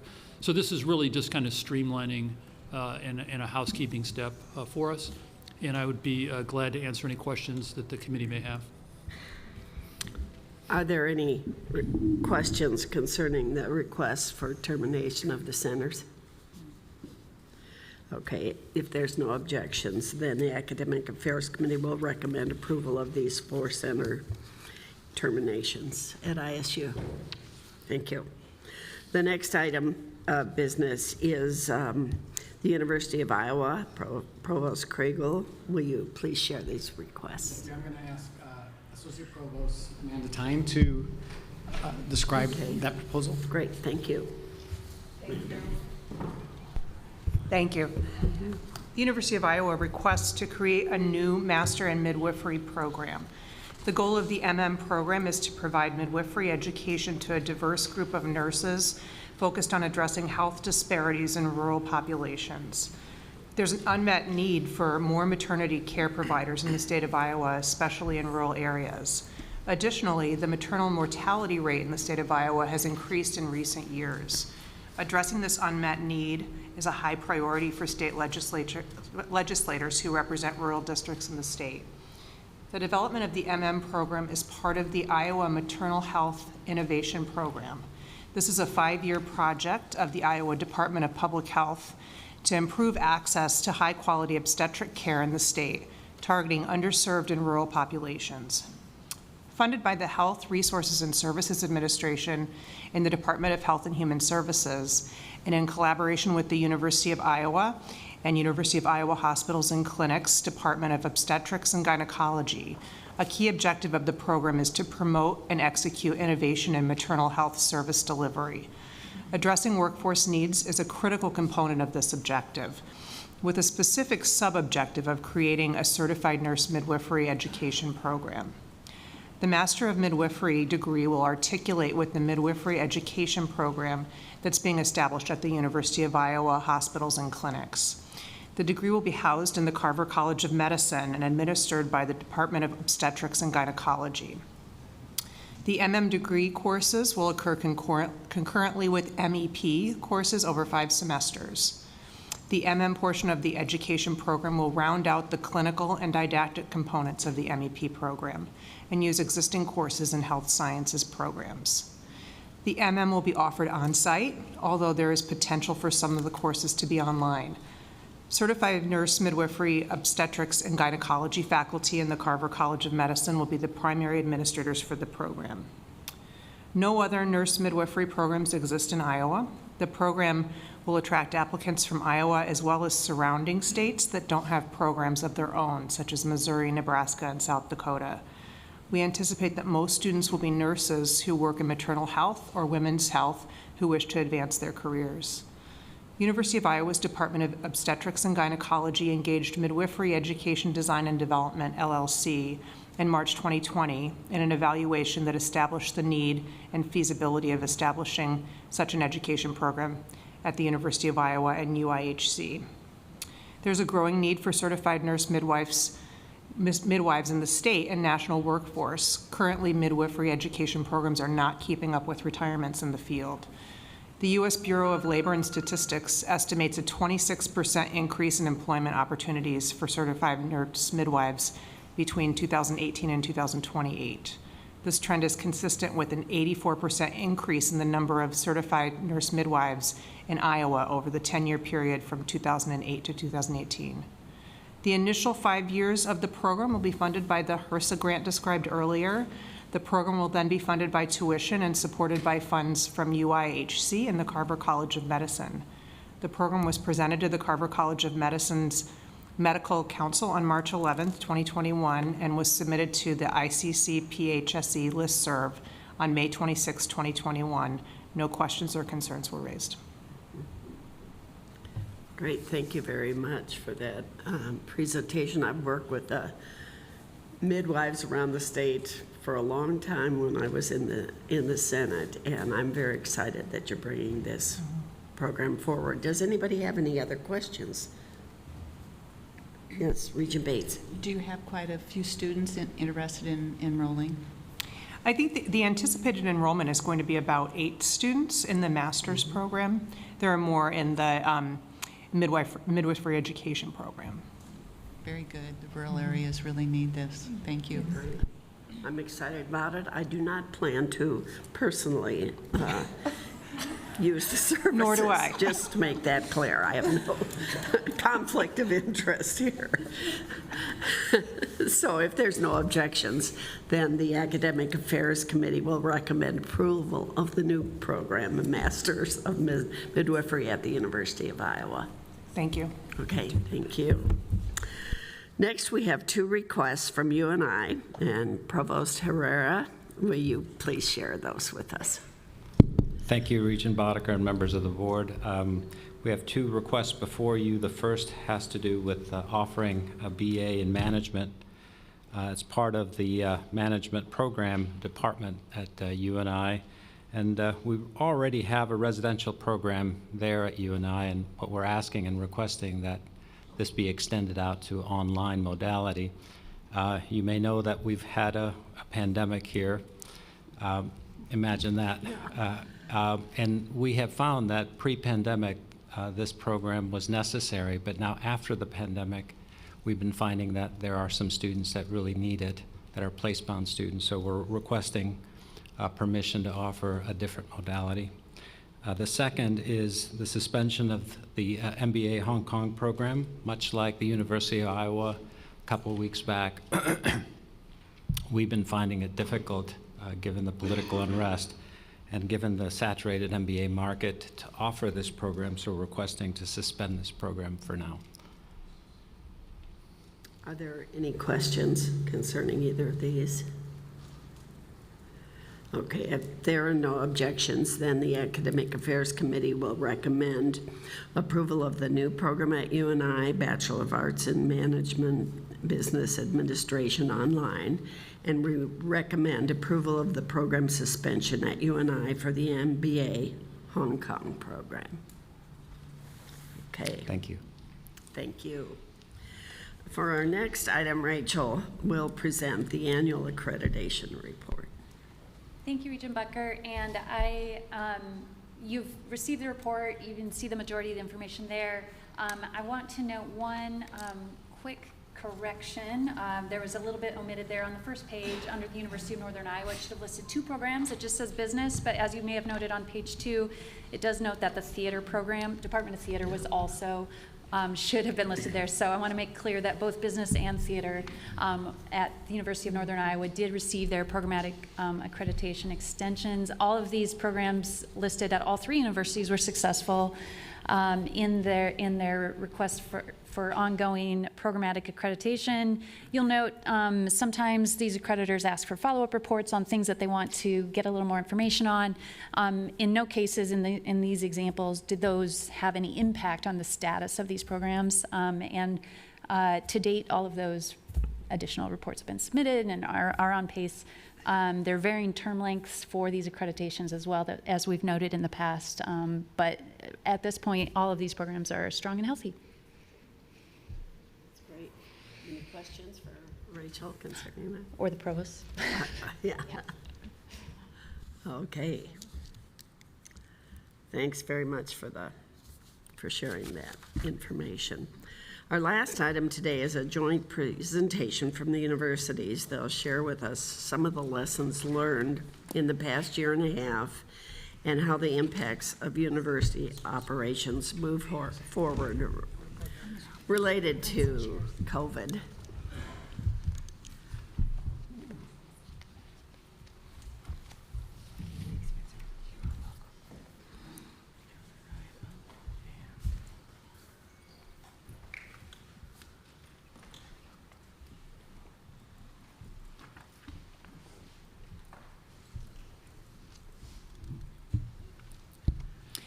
Great. Well, good afternoon, and thank you for inviting us to the meeting today.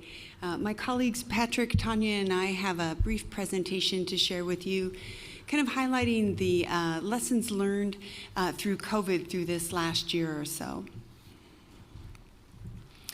So one of the things that we wanted to do was to share some of the similar approaches that each of the institutions took in dealing with the issues that arose.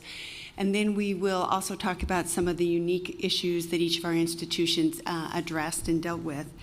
I would say that overarching, as we looked at this in this last year and a half, it was really how do we focus on students, their student success, and most importantly, the academic continuity. As you can all imagine, this was a very interrupted year that our students experienced. I would also say that we really focused on adapt, improvise, and overcome. This has been such an unprecedented, and I'm so tired of talking about unprecedented year in higher ed, but it really has been. I really appreciate the support of Rachel from the board office and the Board of Regents in helping us as institutions navigate through some of this as well. So what we'll do is I will talk a little bit about the pivoting and supporting online learning that we did. Patrick will then talk about addressing equity gaps in access to the online. And then we'll move to Tanya, and she'll talk about student support services that we used this last year, but then also that are continuing on this current academic year as well.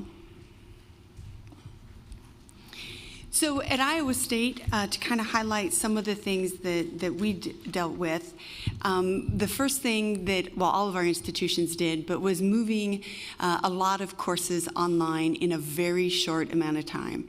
At Iowa State, we moved over 6,000 courses or sections online in a 10-day period, and as a result of that, we're able to start classes again on the Monday after spring break with a level of continuity that truly is a testament to the work of our faculty and our staff in order to make that happen. You'll see on the picture, one of the things that we also added was a template, course template in Canvas, which may seem like a pretty reasonable thing to have, but we haven't had a course template that all of our courses look the same in. And then through our Center for Excellence in Learning and Teaching, we're able to create this new template. It really helped our students. Everything was organized in the same way. They could find the syllabus in the same location. They could find due dates, which was incredibly important as we moved into this new online format that many of the students were not used to taking courses in. The other thing that we identified that were important were these wraparound services, and I know that Tanya will talk a lot about these. But teaching online is quite different than face-to-face. The technology was a piece of it, but it was getting the students up to speed on the technology, as well as, quite frankly, our faculty. Zoom, WebEx, Teams, those were all things that we really hadn't used in an extensive way until March of 2020. I will say that our IT team at Iowa State was fantastic. They were able to make sure that we were able to use these tools in a way that really helped support our students as well as our faculty as we moved into the second part of that spring semester in spring of 2020. We also learned a lot of things that we wanted to continue this academic year. You know, faculty moved their lectures, their studios, all of those types of courses into the online format. But we found that there were certain things that still made sense to do in an online or in a flipped type of a format as we move forward. One of the things that we found was really important feedback from our students. What they liked about having some of the courses online was the ability to go back and listen to a lecture or a portion of a lecture a second or a third or a fourth time, particularly on those concepts that were really complicated. So they really found some value in that. What our faculty have done is using their time with the students in the classroom now, doing more hands-on types of activities, studio critiques in our College of Design, looking at particular pieces of equipment or demonstrations in our College of Engineering and Ag and Life Sciences. So really leveraging that time together, doing things different than just the lecturing, which was, you know, a little bit more common prior to COVID. The other thing that we did, because everything was online, we had a shortened semester and we started a little bit later in the spring, was at Iowa State we stood up a brand new winter session.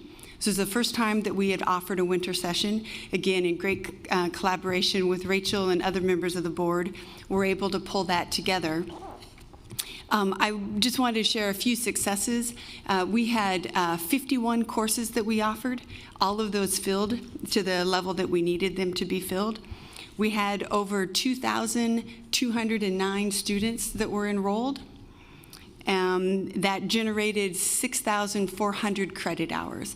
So these are courses that students were able to take that continued their academic continuity in a very disrupted academic year. We thought that we would have a lot of freshmen who enrolled, but actually we had a lot of juniors and seniors. We had about 72% of the enrollment were juniors and seniors, and of that, 45 were actually seniors. We had some students who were able to graduate at the end of winter session, so we felt that was a huge success.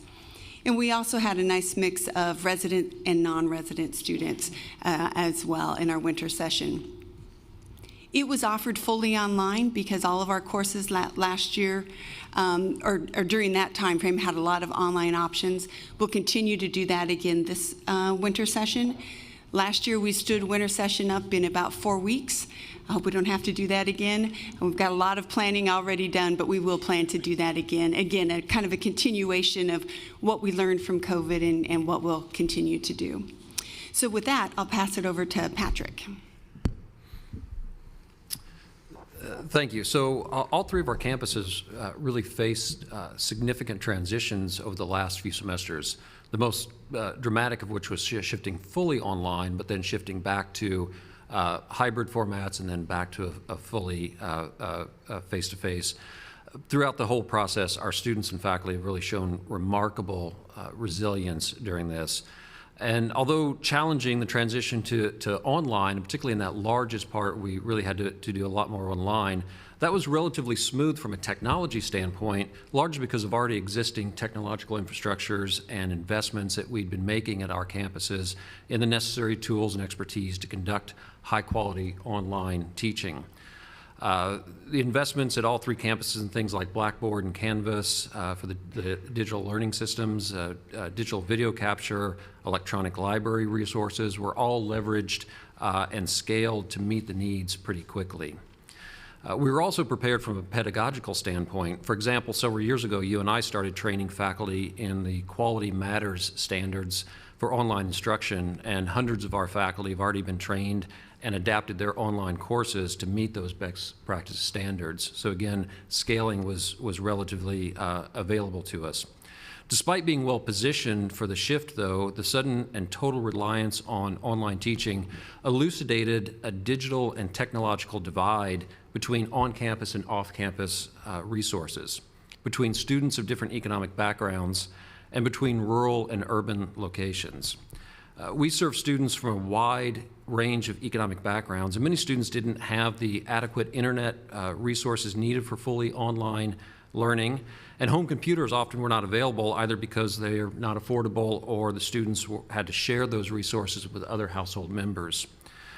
Economic background, though, wasn't the only cause of limited access. Technology access was also challenging for many students who returned home to smaller towns and rural areas that lacked the infrastructure to support that kind of learning.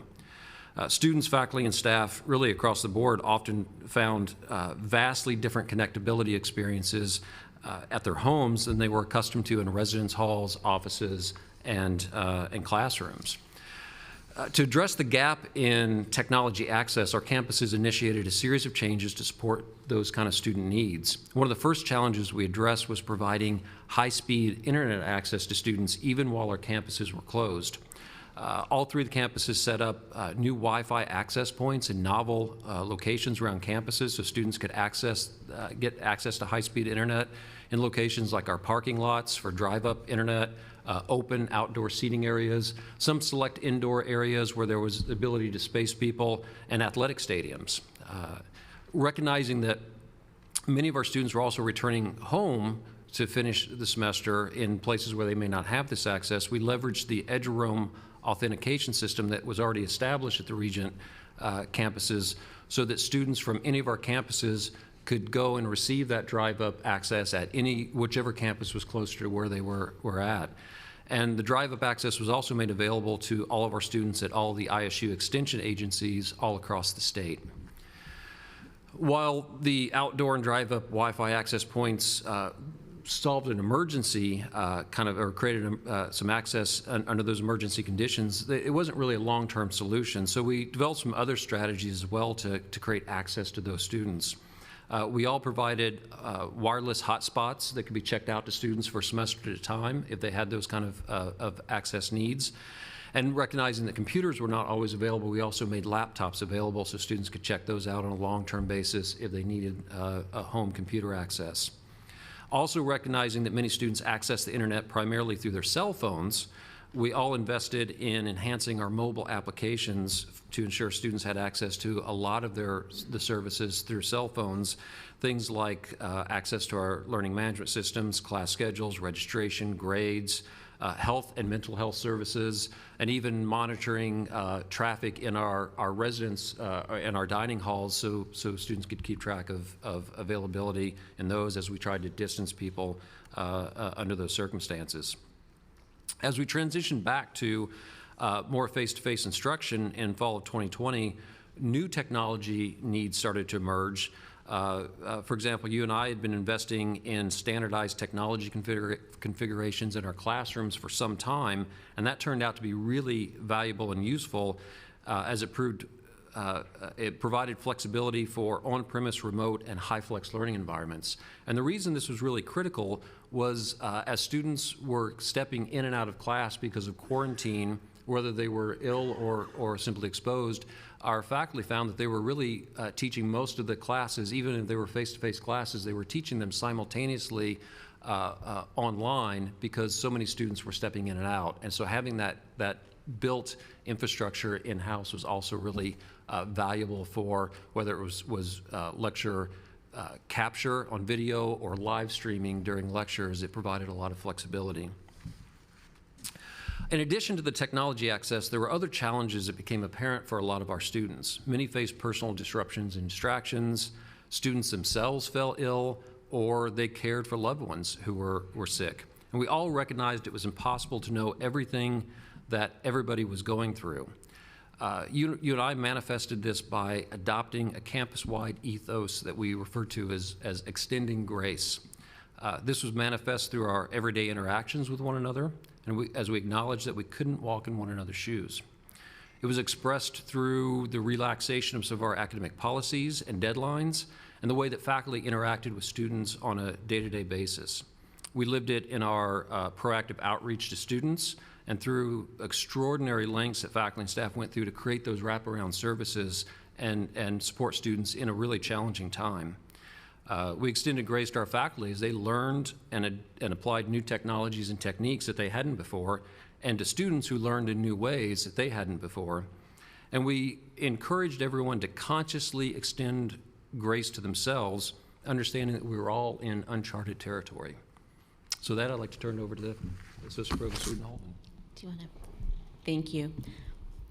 So although there were definitely specific initiatives and programs and practices that all of our institutions adopted during the pandemic, some of them were very specific during the spring of 2020. So we all had no pass policies that we put in place for undergrad and grad students.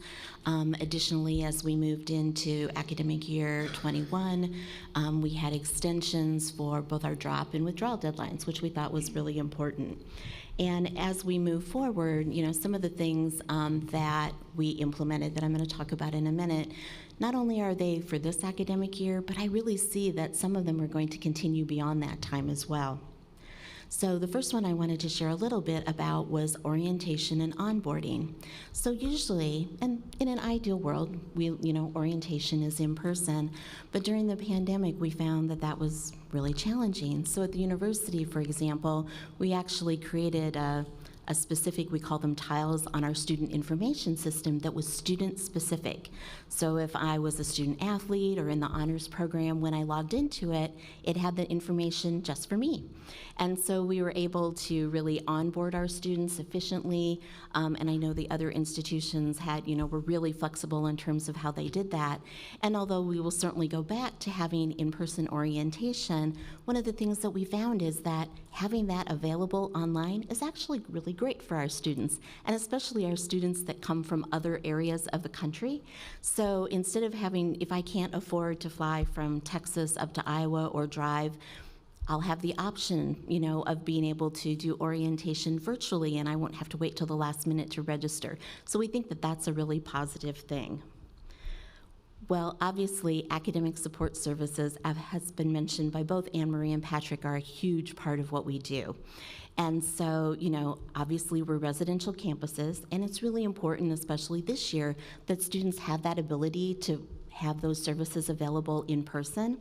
However, there are things that we learned during the pandemic that are definitely a pull-through. So all of our institutions, we may call it different things, but we have services like supplemental instruction. So if I'm taking a chemistry class, it's an opportunity for me to go and get additional help, from a peer-led instruction. Well, this year, although we're doing a lot of that back in person, we're also having it available via Zoom.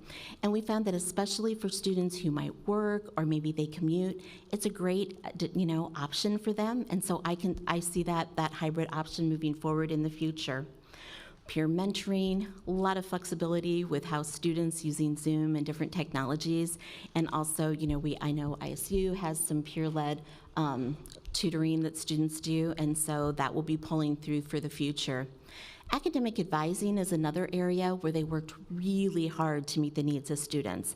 And so they surveyed their students, and although definitely we want to make sure that any student who wants to have academic advising in person can have that option, once again, we're making sure that that hybrid option, those Zoom options, are available. So I think that those are all great examples. And I know that we all also had tutoring, writing support that's virtual as well as in person. So those are just a few examples.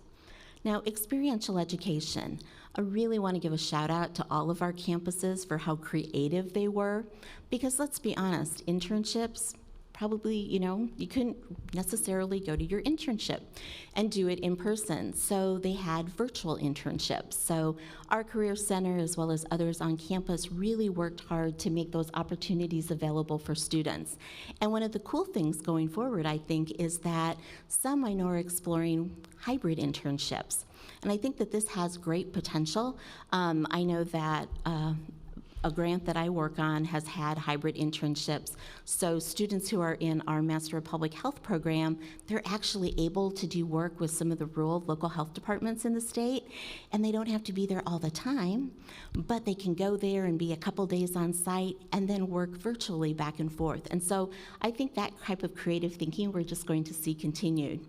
Another one I wanted to give a shout out to was study abroad. Now, some of you might be like, how can you do study abroad virtually?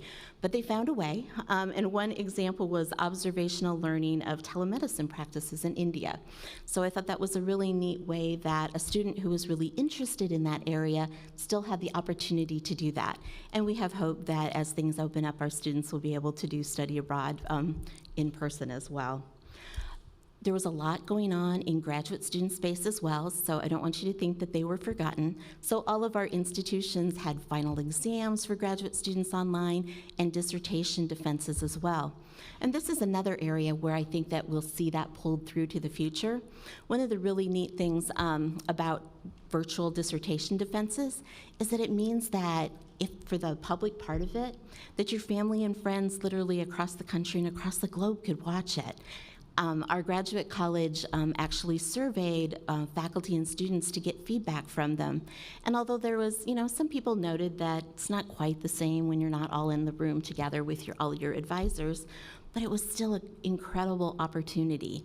If a student has, is all but dissertation and lives in another area of the country, they might not have to travel back to defend their dissertation. Or if their advisor has moved someplace else, they can, participate via Zoom. So I think that those things, I know that our graduate college, and I'm confident the others as well, are really taking a look at policies, right? And it really provided an opportunity to rethink things. Obviously, mental health and student health services are critical to all we do. Obviously, we've talked about COVID testing and vaccines, and our student health services have certainly played a key role in that.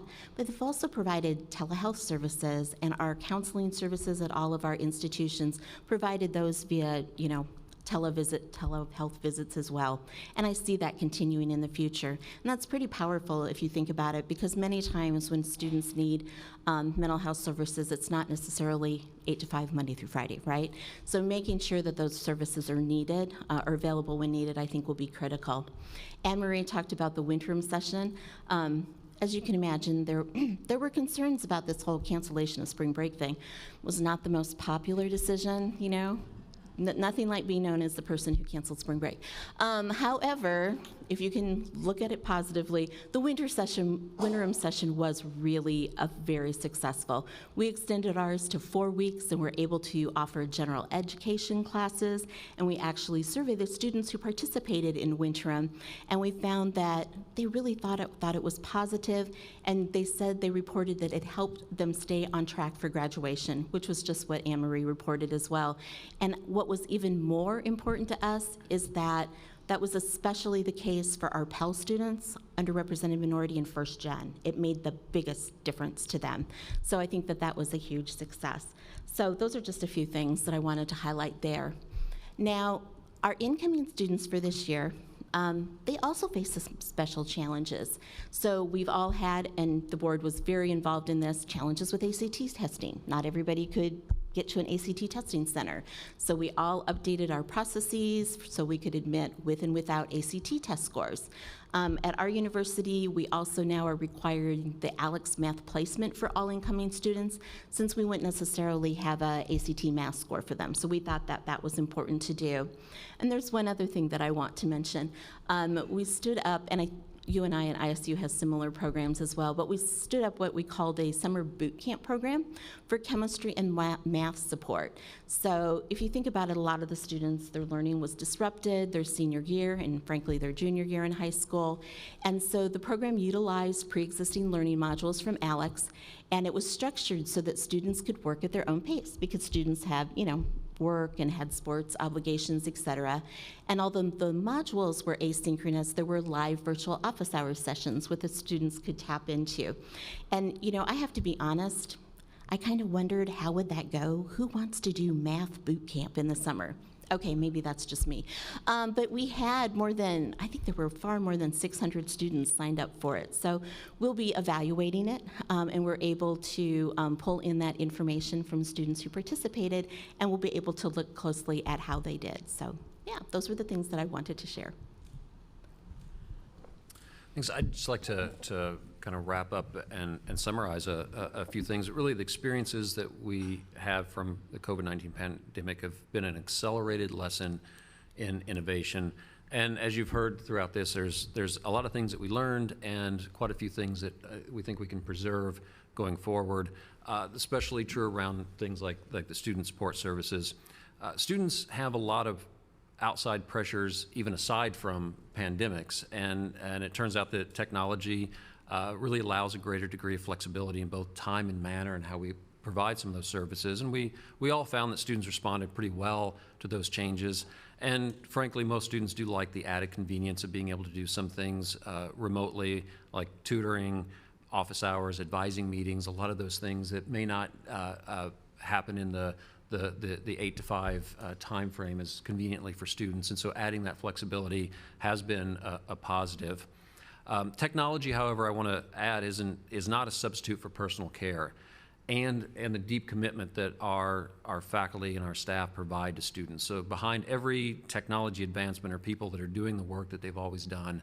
And that's really critical because students really still want a personal and in-person experience, even if they're getting that experience, through Zoom or some other kind of platform. They really want people to be able to talk to.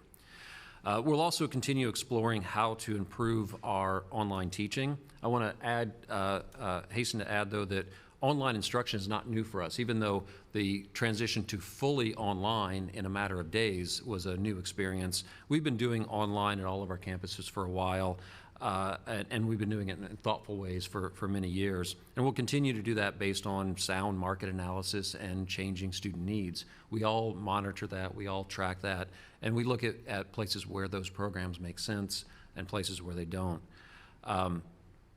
As already noted, the pandemic highlighted inequities among our students. While there's a kind of a long-held narrative that suggested online instruction is an equalizer, the pandemic actually revealed really deeply embedded inequities in access to remote education. This reaffirms both the value and in-person experiences for many students, but also highlights the investments that we still need to make to ensure that students have equal access to our education. So with that, I'd just like to say thank you for the opportunity to share some of the things we've learned over the last year and a half, and my colleagues and I would be happy to answer any questions. Thank you very much. It's incredible how you managed all of that. We are so impressed.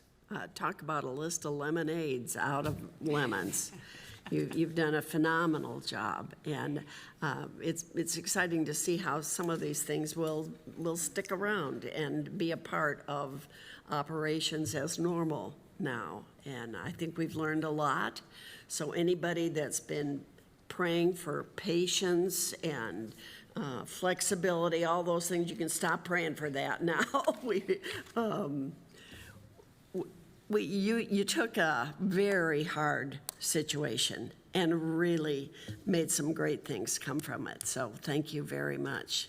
Are there other comments or questions that anybody would like to say? Yes, Regent.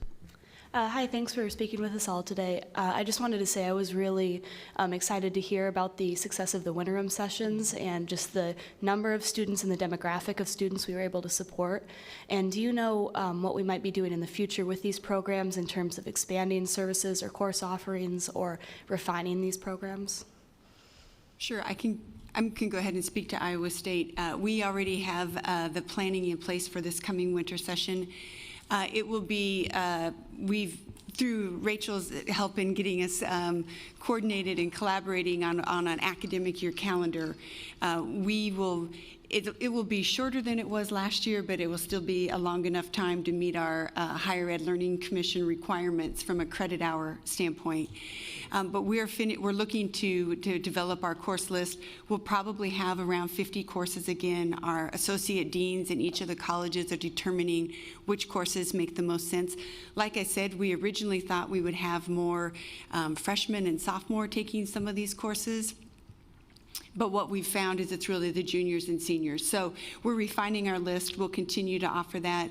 As you can imagine, it creates a whole additional set of things that then have to be created within our systems. And I think Patrick talked about it has forced a lot of innovation. And this is certainly something that we're doing at Iowa State, is how do we innovate and make these things possible. We had really great response from our students, and probably, I would say equally as important, from our faculty who taught these courses. They felt that they were able to accomplish the learning outcomes for the courses even in that condensed amount of time. So our goal is to have our list published before registration starts, which will be in early October. Great. Yes, Regent Bates. I would just like to say it's been a joy to listen to the collaboration that you have all had during that time. I can tell that you leaned on each other as institutions and as workmates. The other is that you found the lemonade. You also found the lemons, like the access, and found programs and ways to help those kids in other, or I should say students in other areas. And I can just tell it's going to be an ongoing, collaborative, good thing for our system. So thank you. I would just follow up on that. I appreciate that comment. Thank you. And I really want to give a shout out to Rachel. It was through one of the conversations that the three of us were having with her that we really moved into the boot camp concept that Tanya was talking about. We called it Cyclone Jumpstart at Iowa State. But it was really acknowledging that we have a group of students who have come in with a year of K-12 interrupted education, not to mention getting ready to come into college. And so I'm interested to get our data from our program this last summer as well. Regent Bucker, if I may, Jason and I talked about over the last year and a half about how we felt like we were living a case study that we had maybe been handed in graduate school. So if any of y'all want to sort of transcript credit for us on this, that'd be good. But the amount of work was great, and I just want to make sure it's clearly articulated how hard not just these three individuals work, but many faculty, every administrator in this room worked really hard. They're all sleep deprived, all of that, but it's been to good effect. We've had a lot of really good wins here, so we should all feel very proud of how the high quality of people we have working on these problems. Anyone else? Okay, great. Thank you so much. Thank you. Yeah, really a great presentation and great work. Really appreciated. So is there any other business to come before the Academic Affairs Committee? Seeing none, the meeting is adjourned.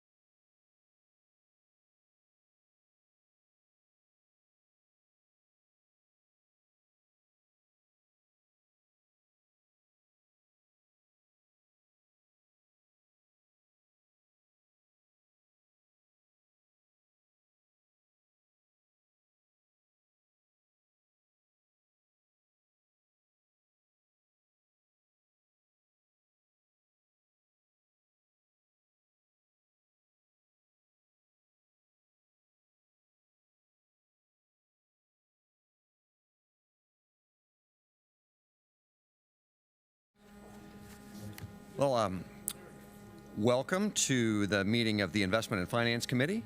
This meeting is called to order.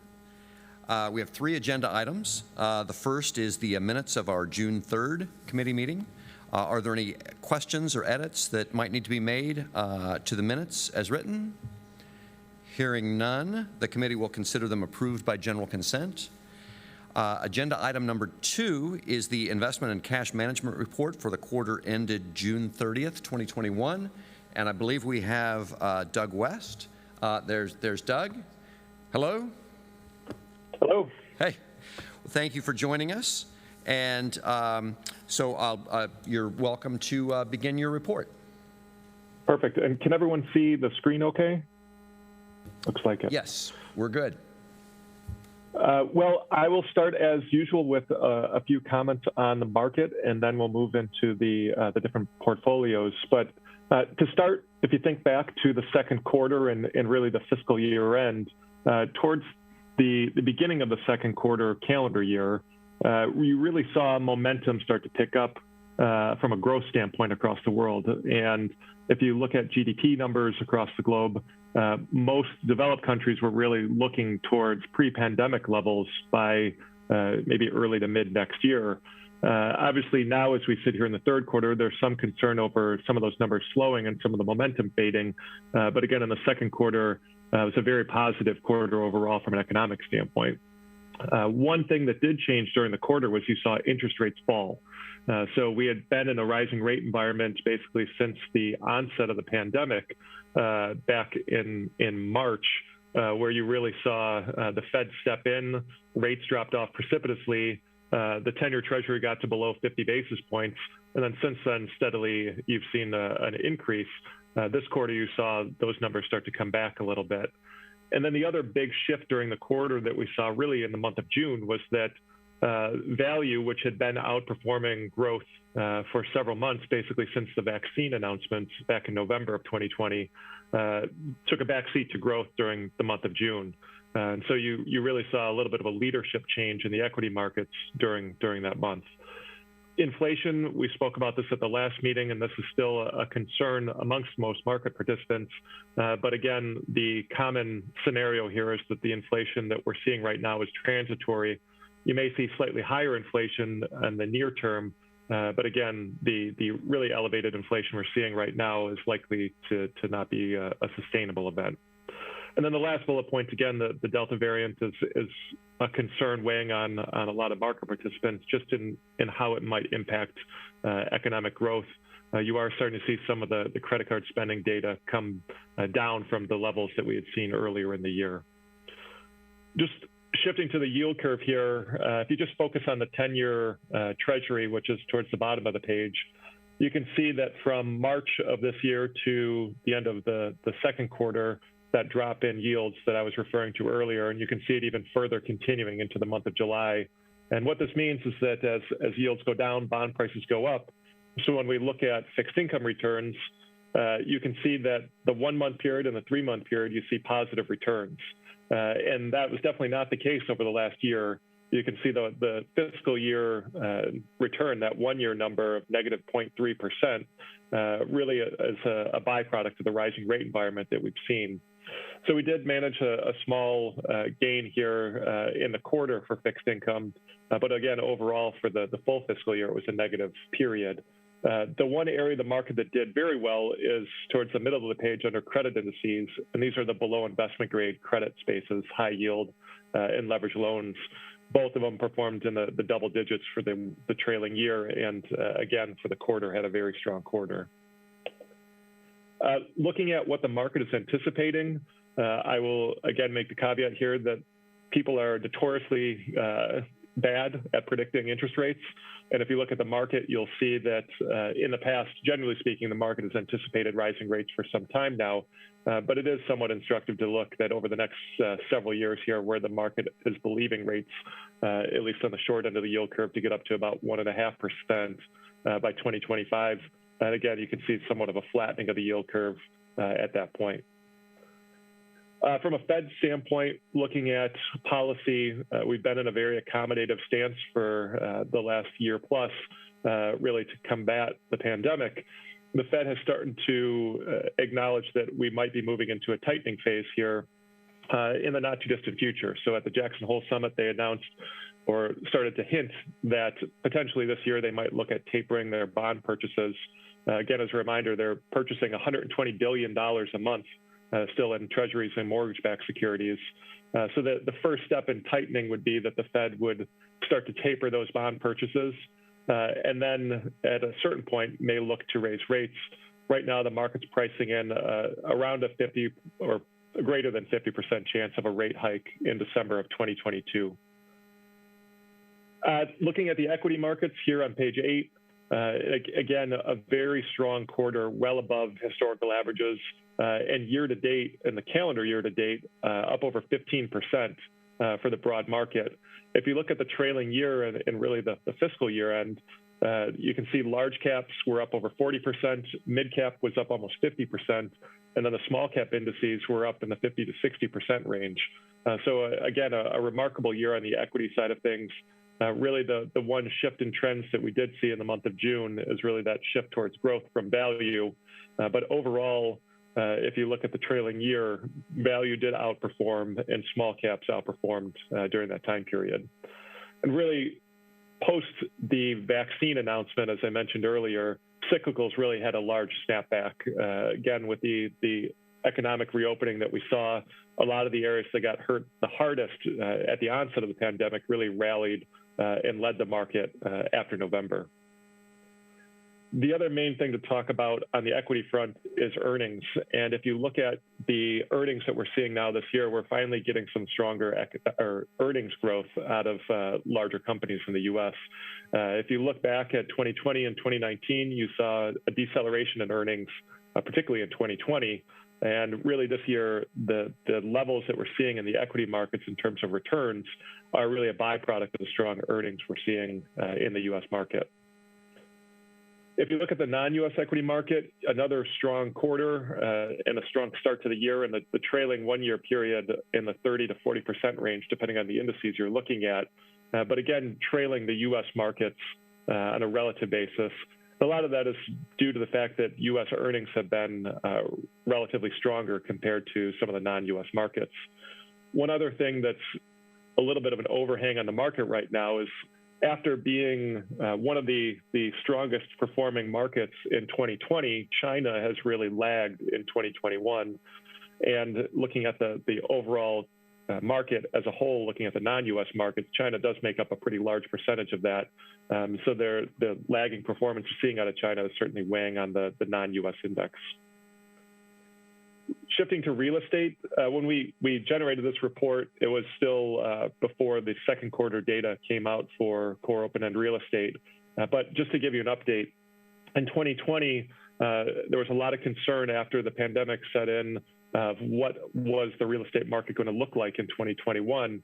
Most expectations at the end of 2020 were looking at mid-single-digit type of returns for the real estate market in 2021. And if you look at where we are right now, the broad market's already up around 6%. And so I think the takeaway here is that the market has been much stronger than what a lot of analysts were expecting looking at 2021. Not too surprising if you look at the sector breakdown on the real estate sectors here on page 14. The higher you are up on this graph, the better your performance has been.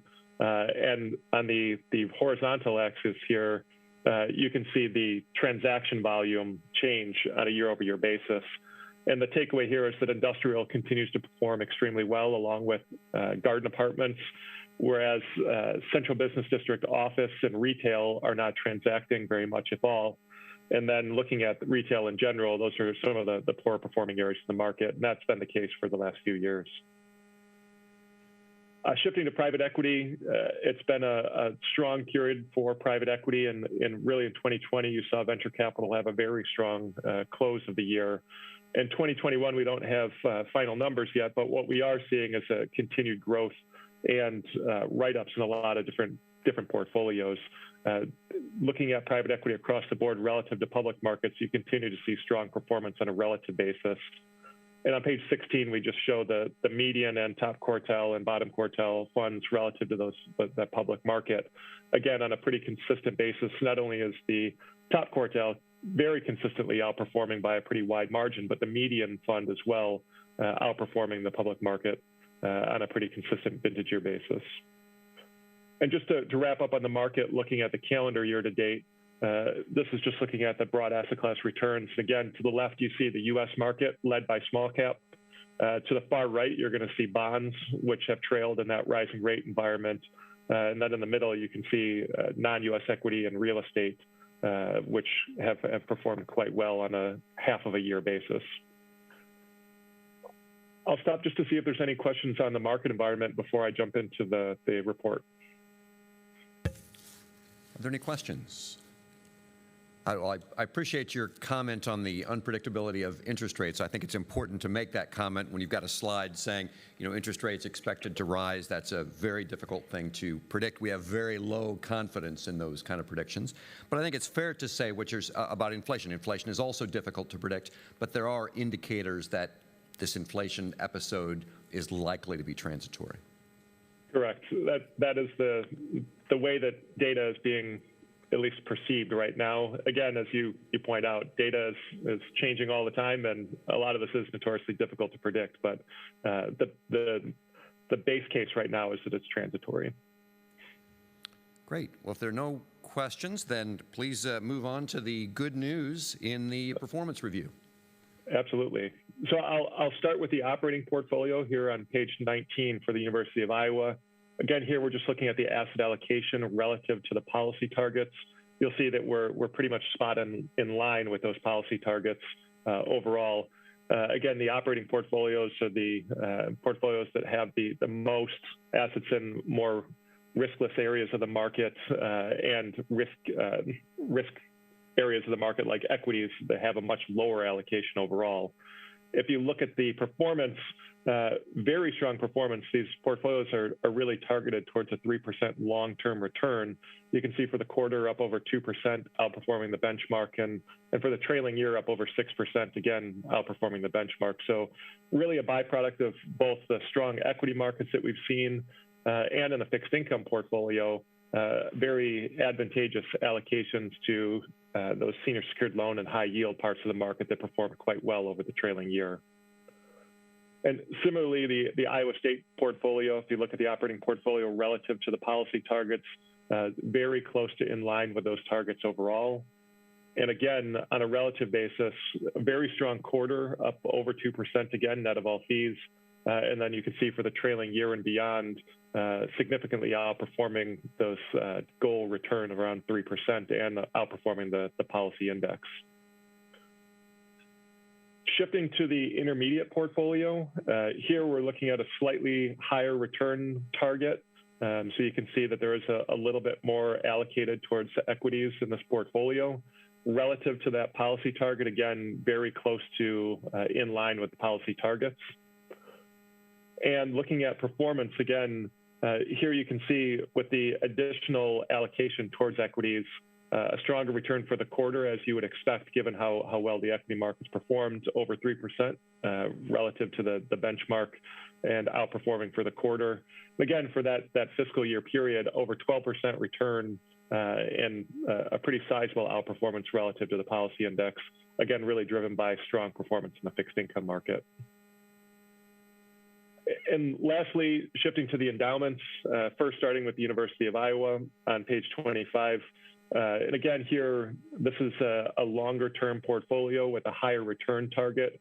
So you can see the higher allocations to the equity market and to private markets here, given the longer-term nature of the assets. Again, on a relative basis compared to the policy benchmark, very similar in terms of the allocations toward the traditional asset classes. And the one comment that we typically make here is the private markets overweight corresponds to the underweight to core real estate. And again, those should even out over time.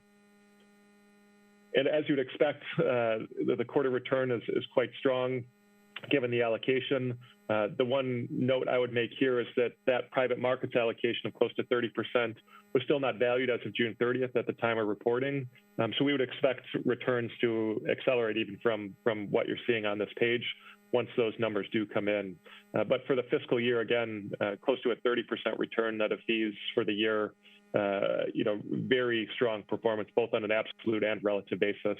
And you can see the longer term numbers, up over 12% annualized and outperforming the policy benchmark. Again, for that 1 year period, we are actually expecting that number to go up once the private markets valuations come in. And then similarly, the Iowa State endowment, very similar in terms of the over allocation and the corresponding overweight to private markets and underweight to real estate. And similarly, the returns have been very strong over this fiscal year. Again, outperforming the policy index over all time periods. Again, we do expect these numbers to go up from this point once those private market valuations come in. So overall, it was, as Regent Barker mentioned, a very positive year overall for all of the funds. And again, the endowment's performing quite well, both on an absolute and a relative basis. Happy to answer any questions on any of the performance. If not, happy to move to the next agenda item as well. Any questions from anyone? Please go ahead. So the last agenda item here is just the peer review given the end of the fiscal year. And I'll start out just with the asset allocation here on page 3 with the University of Iowa endowment. And there's a lot of lines on this page, but the one thing to note here is what we're trying to look at here is on a relative basis, how is the endowment positioned relative to peer groups?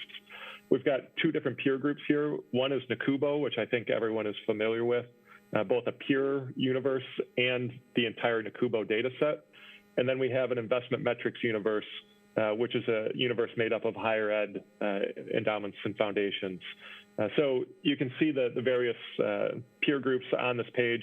I think the one thing to point out is that on a relative basis, the traditional exposures to U.S. equity and non-U.S. equity are very similar to most of the peer groups.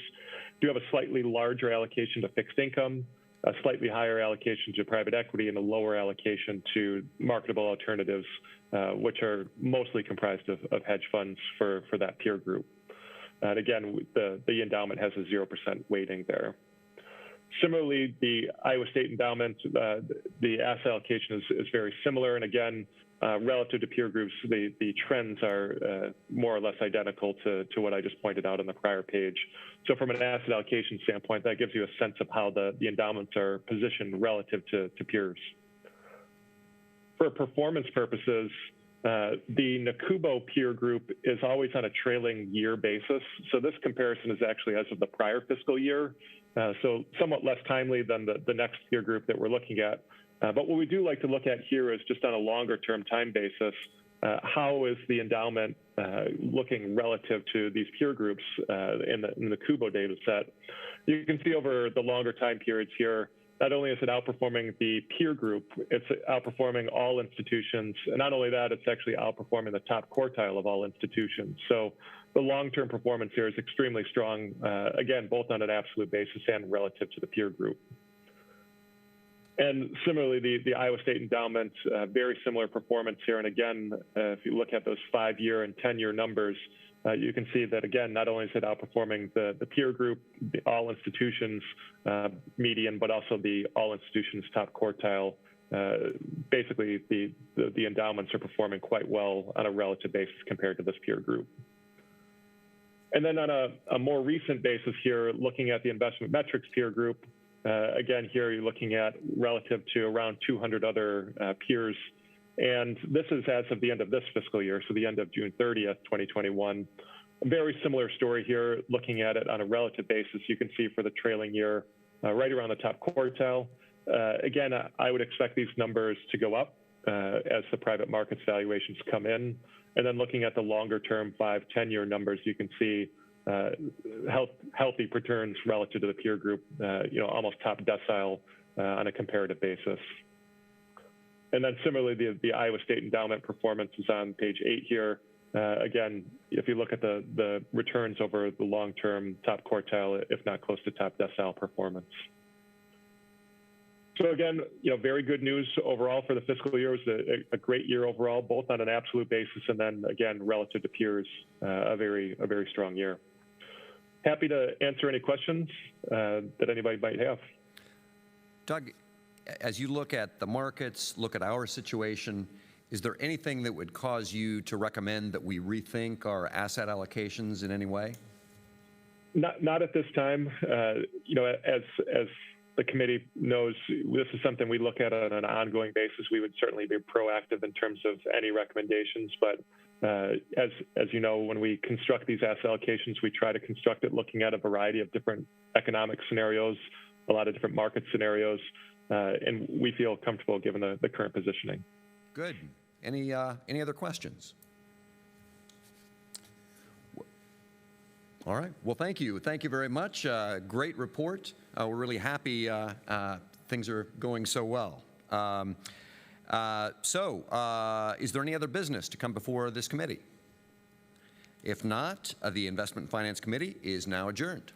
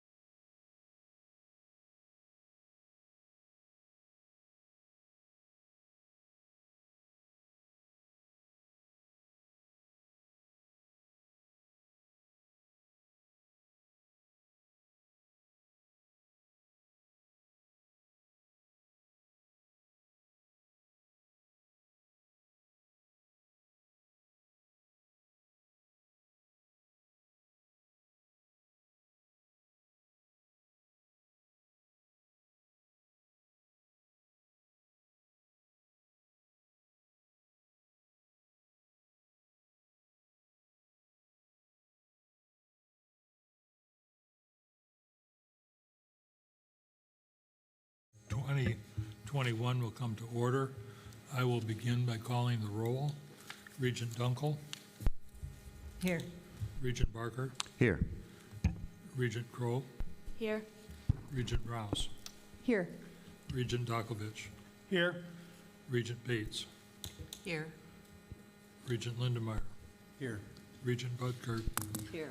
Regent Richards is present, and we have a quorum, and we can proceed.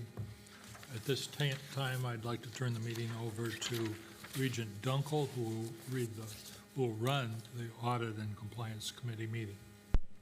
Thank you, President Richards. We'll open the Audit and Compliance Committee. And first on the agenda is the minutes of June 3rd, 2021. You've all received them in your packets, so do you have any questions or corrections? Okay, then the committee will approve the minutes by general consent. And now I'd like to welcome and introduce Deputy Auditor of State Marla Gaston to present the FY 2021 State Audit Plan, along with Finance Division Director Ernest Rubin. Hello, can you hear us?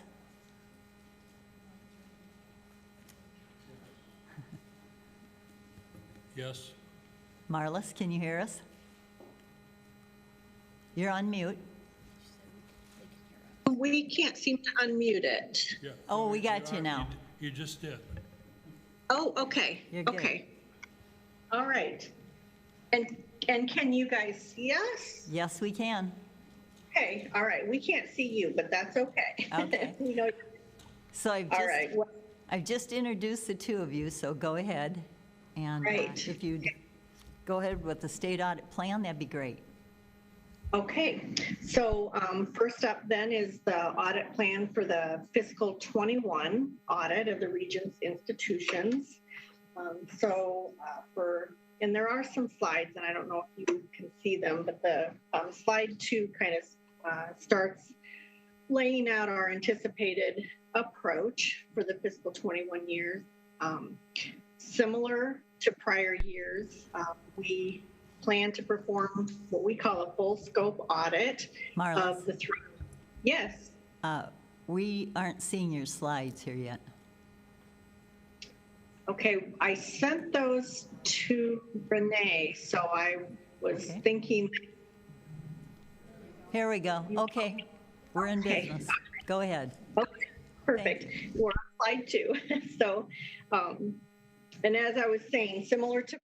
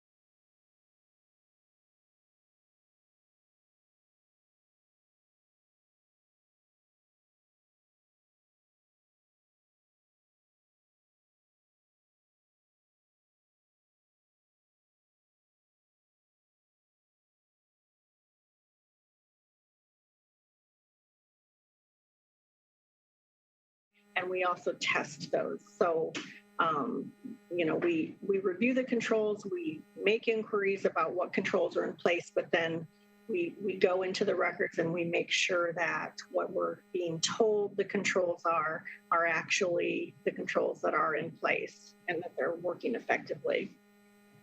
And then lastly, we perform the single audit procedures, which are a part of each of the 3 university audits. Next slide, and I apologize, the next slide should be titled Fiscal 21 Anticipated Audit Scope. So then after our audit procedures, we will issue separate financial statement audits for the 3 universities. We've, as long as I have been involved with this audit we've given unmodified opinions on the universities and would anticipate that to be the case again. Once those reports are issued, we issue what's called an internal control letter for each university, and what that is audit standards require that we issue a letter to tell users the work that we did related to internal control and compliance during our audit. And also included in those letters are any findings that we would have that rise to the level of either a significant deficiency or a material weakness.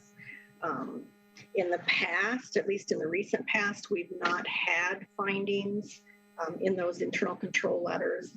When we get to discussing the fiscal 20 engagements toward the end here, I'll be talking about the fact there will be, I anticipate there will be a finding for Iowa State University this year in their internal control letter.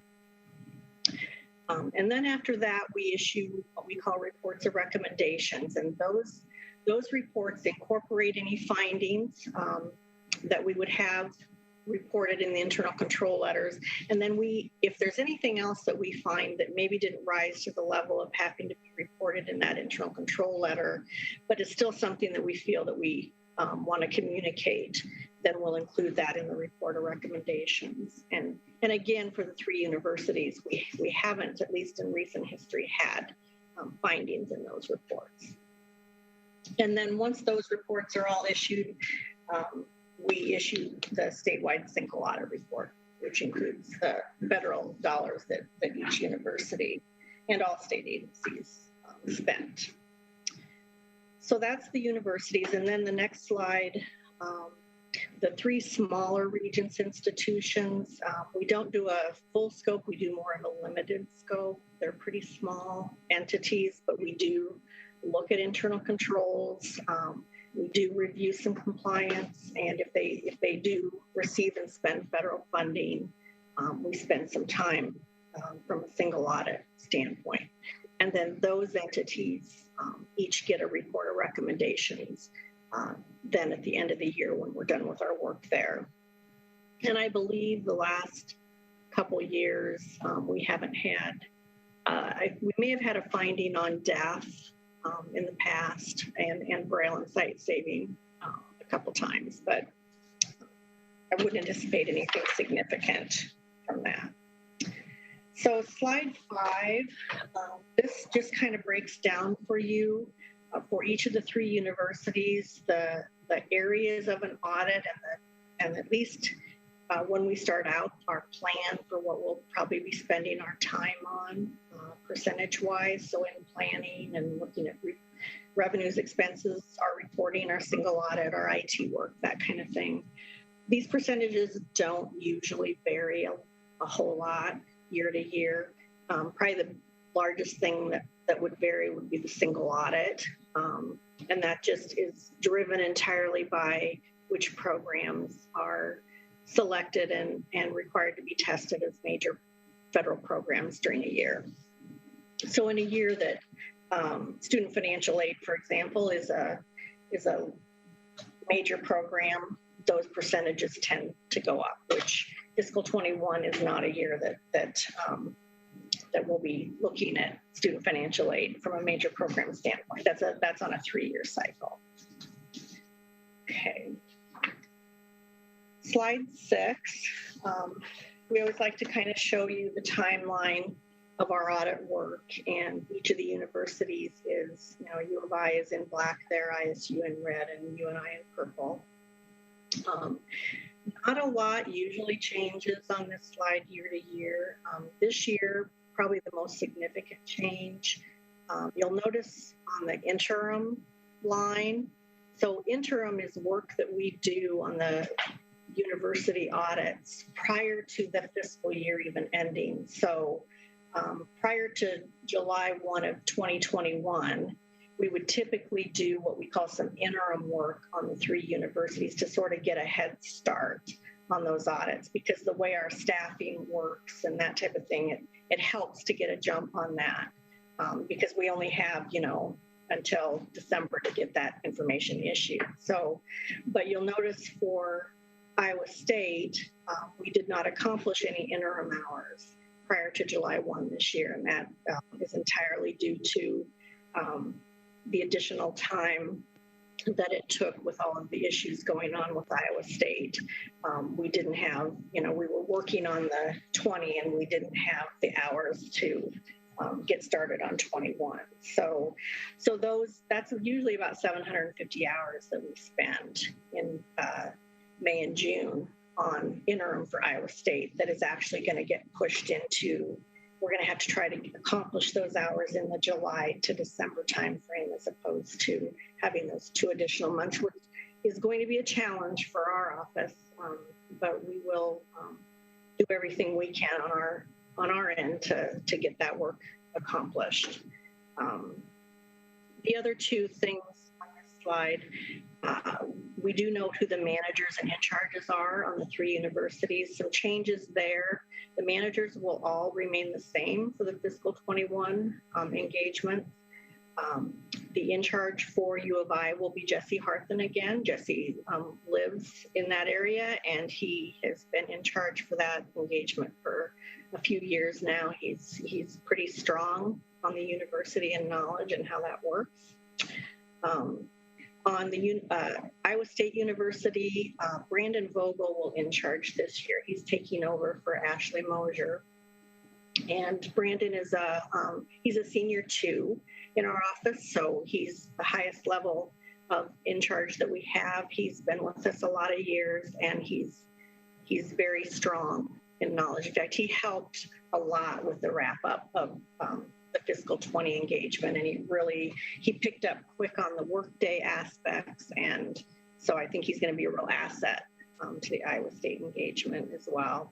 And then for the UNI audit, we are going to have Adjourn, and I don't say her last name correctly, so I'll just stick with Adjourn. She's going to in charge that engagement. She's worked at the at UNI a few years, and we feel that she's ready to step into that position. Kelly Hilton, who's in charge it for several years now, will still be there. She'll be an assistant, a strong assistant for Adjourn to help her kind of get up to speed on in charging that engagement. So those are the main changes in terms of our timeline for our audit work and the folks that will be taking care of the university audits. Okay, the next slide and the last slide that relates to the coming audits is where I like to show you kind of where we've been historically with your hours and audit costs and what we're anticipating for fiscal 21. So for fiscal 21, you'll see that the hours are anticipated, and this is just the financial and compliance work that we do. If our performance investigation division, if a fraud comes up or something, they have to get involved in, that's outside of these hours and costs. But and what these hours and fees represent is just what the time and expense essentially in a July to June period. So for July 1, 21 through June 30, 22, this is what we expect to incur for hours and cost. So you can see that from the fiscal 20 engagement, we do anticipate a slight increase. That's about a 2.5% increase in hours. And then the cost is calculating to about a 5.6% increase. So some of the things we're anticipating there, I mentioned for Iowa State, we are moving about 750 hours of work we would have done prior to July 1.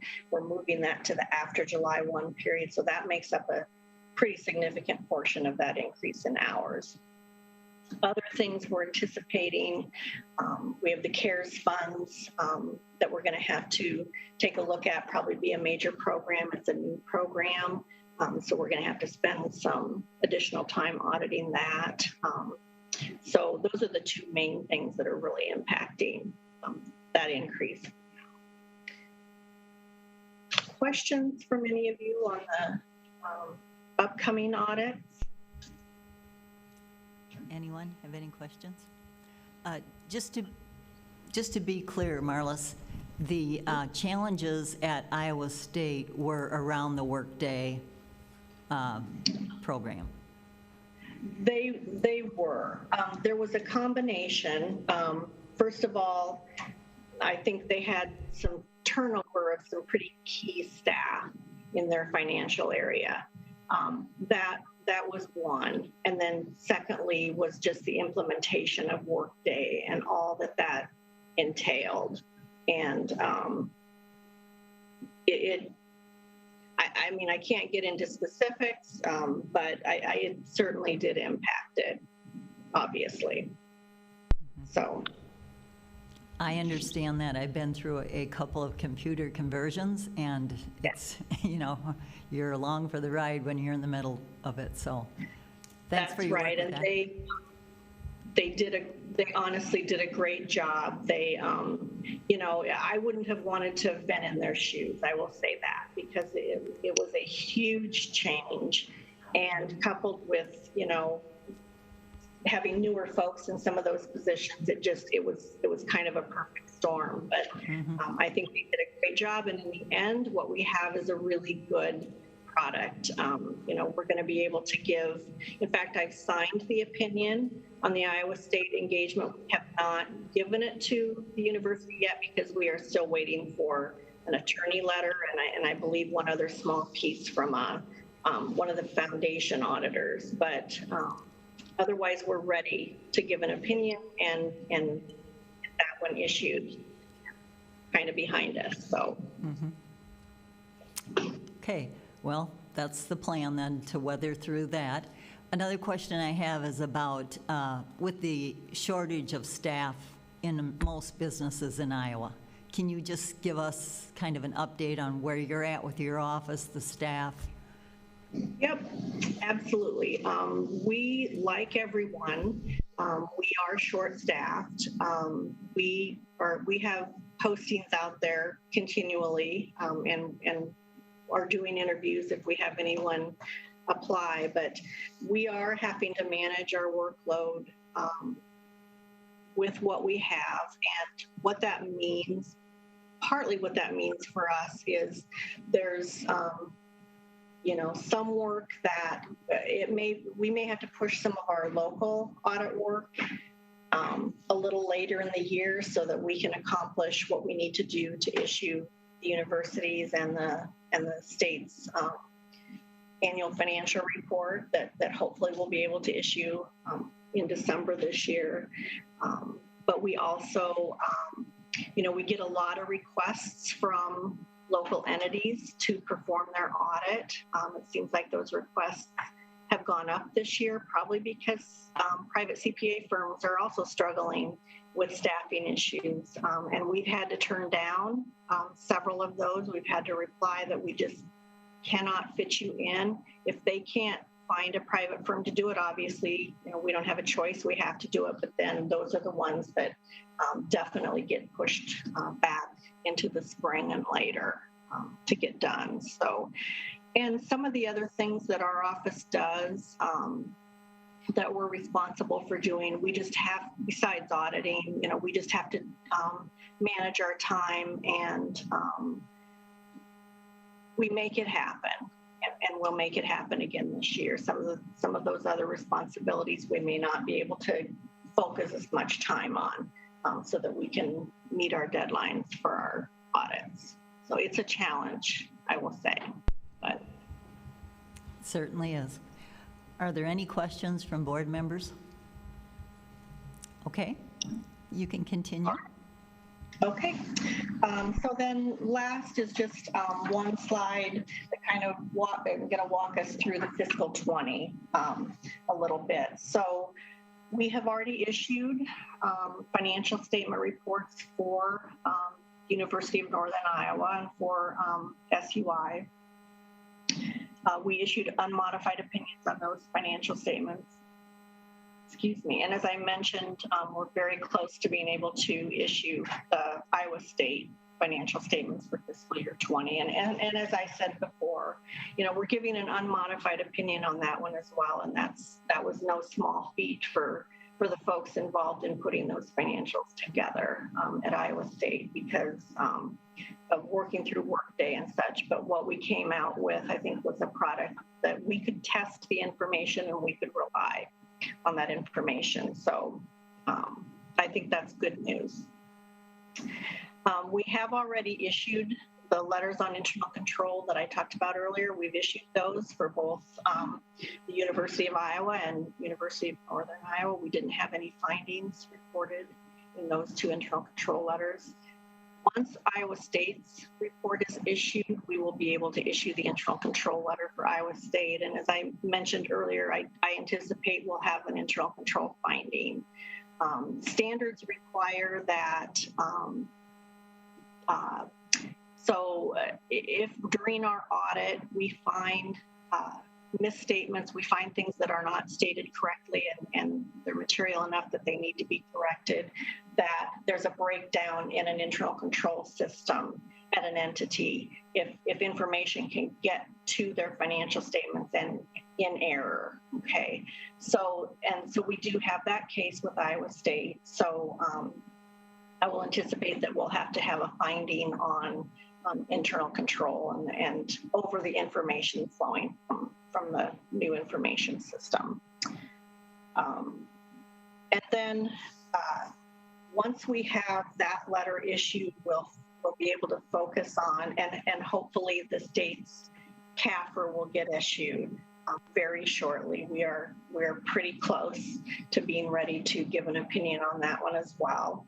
And so once those are issued, we can focus on the reports or recommendations for the 6 Regents institutions, and actually for all the state agencies in Iowa. We haven't issued any of those yet because we have to wait for the CAFR to be issued for those. So we'll be able to focus on that. Prior year, Braille and Sight Saving had one internal control finding, but otherwise the other 5 Regents institutions didn't have any findings. And then once those are out, we are, as we speak, we're working on single audit work for the state as a whole, as well as getting our work wrapped up at the universities for the single audit. Normally, the single audit report is very late as well. It can't be issued until after the CAFR is issued. And we anticipate that that report will be out in October or early November.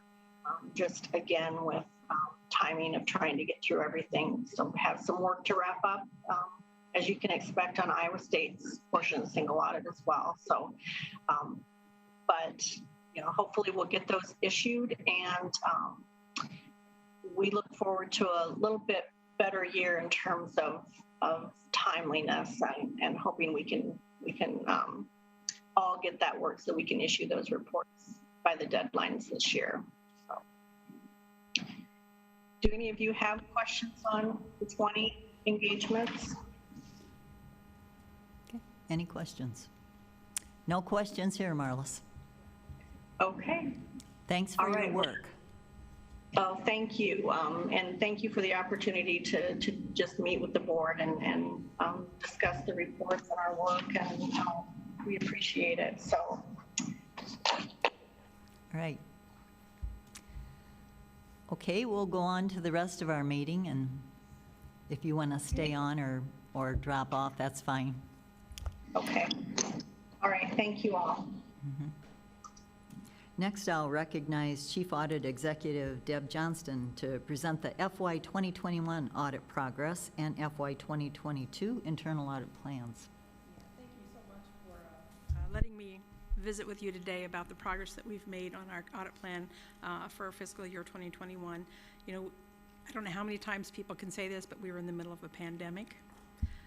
People were working from home. Our clients were working from home. We were missing our coworkers and our clients, and I'm not sure our clients were missing us, but in aggregate, our plan did suffer. So if we look at the plan completion and those things that are in progress at year end, we completed about 88% of what we had originally stated. I'd like to see that number at 95% every year, and we have hit it in multiple years, but we didn't do it this year. But saying that, we're just like everyone else. You know, we're having trouble with staffing. It's just not a typical year, and so we've struggled with the impacts of COVID, both with our staff, with our clients, and but even given that many of the high-risk audits that we identified on the plan were accomplished, and we do start with highest risk, try to get those done first, and then move to the lower risk. And I think we had some good results throughout the year. So changes to internal audit staffing impacted progress as well. Currently, Iowa and UNI staffing is stable and has been for some time. We continue to hold open an unfilled position at UNI for an auditor, but that will have to change this coming year. I mean, we are going to have to fill that position. It is vitally important that we fill that position so that we can get an additional auditor, so we can do some cross-training, because for us, that's a single point of failure at UNI, and that's unacceptable. So that'll be another hire that we'll have to deal with later in the year. Iowa State has been without an audit manager since January, and we have been unable until today to fill that open position. And I did make an offer yesterday to a very qualified individual. He verbally accepted, but I just don't have that signed offer letter yet. But I'm very hopeful that that is going to greatly improve the status of our shop up there. But as you've heard other people say, the job market is just incredibly, incredibly difficult. The number of applicants that we've had for these positions is very low, and the ones that we do have are not always qualified. So even Big 10 and Big 12 audit shops, this is a conversation that we're all having, and we're trying to brainstorm ways to improve our staffing given the constraints that we're dealing with. So all of that being said, we have worked diligently and collaboratively between the staffs of each of the institutions. We're sharing knowledge, we're cross-training on particular audits that we're doing, we're sharing resources, so we're sharing human resources, IT auditors with other institutions. And so I think, you know, we've been able to kind of muddle through the year, and that's not any kind of denigrating term to the staff, because they're continuing to work very, very hard. It's just that there aren't enough of them across the enterprise. So for the 2022 audit plan, from March through the beginning of June, we completed actually over 150 interviews across the 3 campuses. Staff was involved in that process, and we conduct these interviews to put together a risk assessment that identifies, you know, a broad range of ideas for audit projects. We look to leaders to give us their opinions about the areas of high risk that we're experiencing, and then we actually do get specific requests for audit services, so that's always great. I do have to give a shout out to 2 people who are in the room, and that is Alicia Hauser and Michael Holowinski. They're Iowa State auditors. They're sitting over there. They just did a phenomenal job here at Iowa State in helping me get through all of the interviews and documenting the narratives and putting together the projects and thinking through the scope and the possible findings and then risk ranking those. So they just did a fabulous job. So we do those interviews. We do also perform data and financial analysis to kind of whittle some of those large areas down. And we do operational reports reviews. Those are specifically more UIHC focused to try and identify areas there. And we do collaborate with the state auditors to try to make sure that we're not duplicating effort. So once we identify viable projects out of that interview and data mining process, we risk rank each potential project based on 8 specific criteria. So those criteria are student or patient impact, financial loss, legal or regulatory changes, complexity of the process or the area, the level of change, particularly in leadership, whether it's a provost or maybe a new system has come into play, what reputational risks are out there in the environment, what is the control environment, and what I mean by that is how well is a particular process or a particular unit managed. And then what are the IT risks that we might be able to address during the year. So each project is ranked from 1, each project's criteria is ranked from 1, which is low risk, to 5, which is high risk. And for each of those criteria, and then that risk score is summed up by project to determine which audits that we need to address that have high risk areas and that provide the most strategic value to the institutions. So all of that goes into play. So that's a once a year process, and that's what generated the audit plans that you see in your docket materials today. However, because institutions are dynamic and risks change throughout the year, I have challenged staff as part of the internal audit strategic plan to create strategic partnerships, to identify people that each of the auditors can visit with in key positions, meet quarterly to kind of keep engaged in the environment. That's not only to market, you know, the internal audit and the client partnership, but it just keeps us more engaged.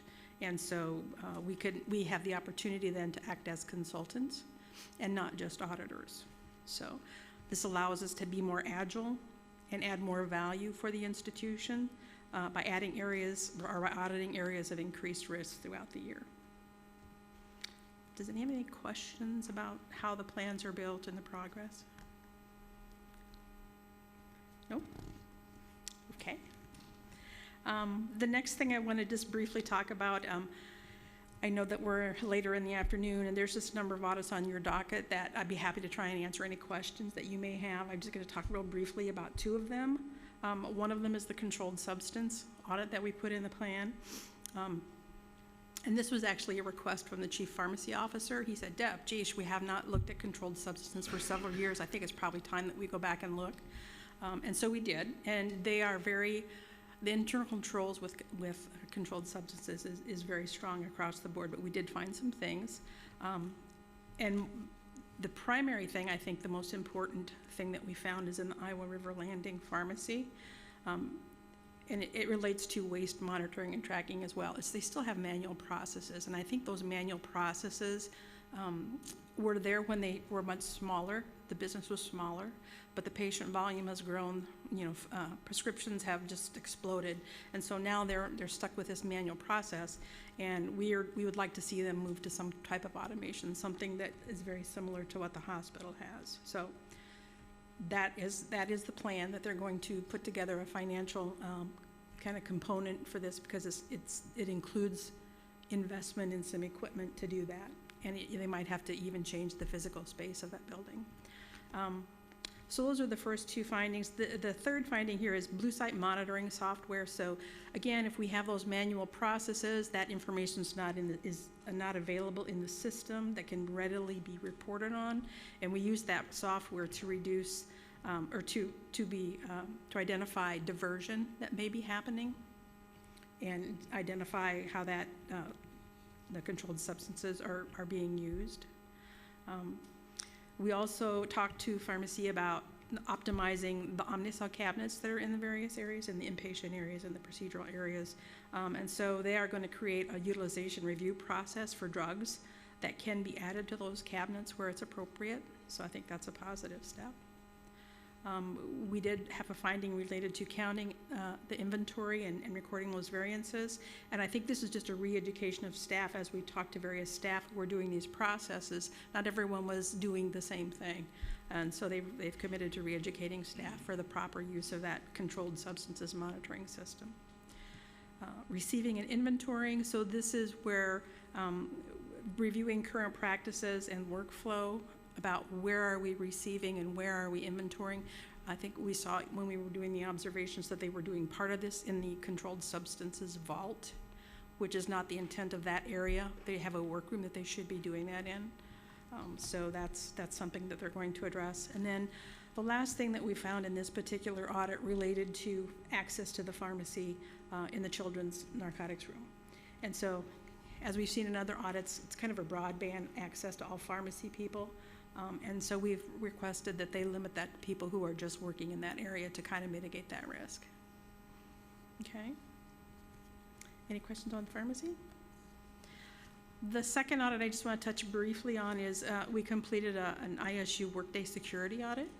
And in this audit, we looked at the security roles that are in the system. We kind of focused on the higher level administrative roles because they can do the most damage in the system if someone's not paying attention. So we had a governance and training finding, and so policies and procedures have not been finalized, and training is not required for users who get a bump up in their security or are given another security group. They're always given training the first time they get that, but we did see areas where someone's jobs changed or they got an increased responsibility, and so we'd just like to see them beef up some of that security training. Entitlement reviews, so that policy dictates regular review and that the access be removed from the system when there's no valid business need, and so they're going to formalize that process. Separations from the institution, this basically related to students, and they were retaining access past their separation from that either position or the university as a whole. And then one of the issues related to log monitoring. So every time you process a transaction in the system, it logs it to it records it to a log file. And policy exists, and there's a requirement that they go and monitor those log files, and that was not taking place. And then the last one here is they were not consistently adding, or not consistently including new security role and configuration change requests, and the business justifications were not always available for review or appropriate. So those are the two that I just wanted to touch briefly on. Do you have any particular questions about these or any of the other ones? Does anyone have any questions? Okay. I guess the only comment I would make about Workday is I expected to find more, and we didn't. So I was very pleased with that. So the last thing that I want to talk about is our audit charter. And so the international standards for the professional practice of internal audit, standard 1000, the very first one in our standards, relates to purpose, authority, and responsibility. And so it requires that each year the audit charter be approved by the board. And I would just like to request that the board approve the charter as it's stated in your docket materials. Very good, thank you. Thanks for your reports, Deb. It's important for us. If you don't have any other questions for Deb, and is there any other business to come before the committee? Okay, hearing none, I'd like to make a motion that the Audit and Compliance Committee recommend that the board receive the following items: FY 2021 State Audit Plan, State Audit Reports including the University of Iowa and the University of Northern Iowa, and internal audit reports issued. And then also that the board receive and approve the following items: FY 2021 audit progress and FY 2022 internal audit plans and internal audit charter renewal. Do I have a second to that? Second. Thank you. Regent Krause for the second. The Audit and Compliance Committee is now adjourned. Thank you, Regent Dunkel. And Deb, thank you. We're going to take a short break right now. The reason is that there's been an accident on I-80 that's delayed the UIHC people. We were notified about an hour ago that they might be a half an hour late or so. But we haven't heard any more, have we? So it's 3:30. 3:30, they said they thought they could make it. So we're going to take a 20-minute break till 3:30.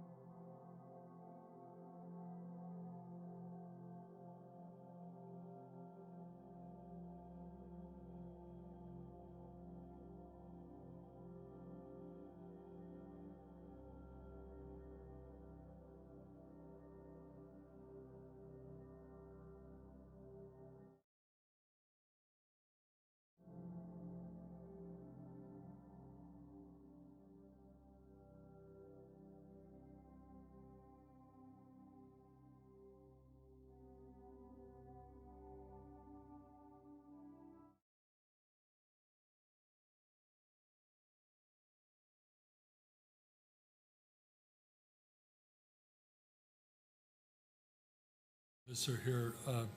At this time, I'd like to recognize Regent Bates, who will run the University of Iowa Hospitals and Clinics Committee meeting. Thank you, President Richards. Welcome to all of you. I'm glad you made it here safely. Okay.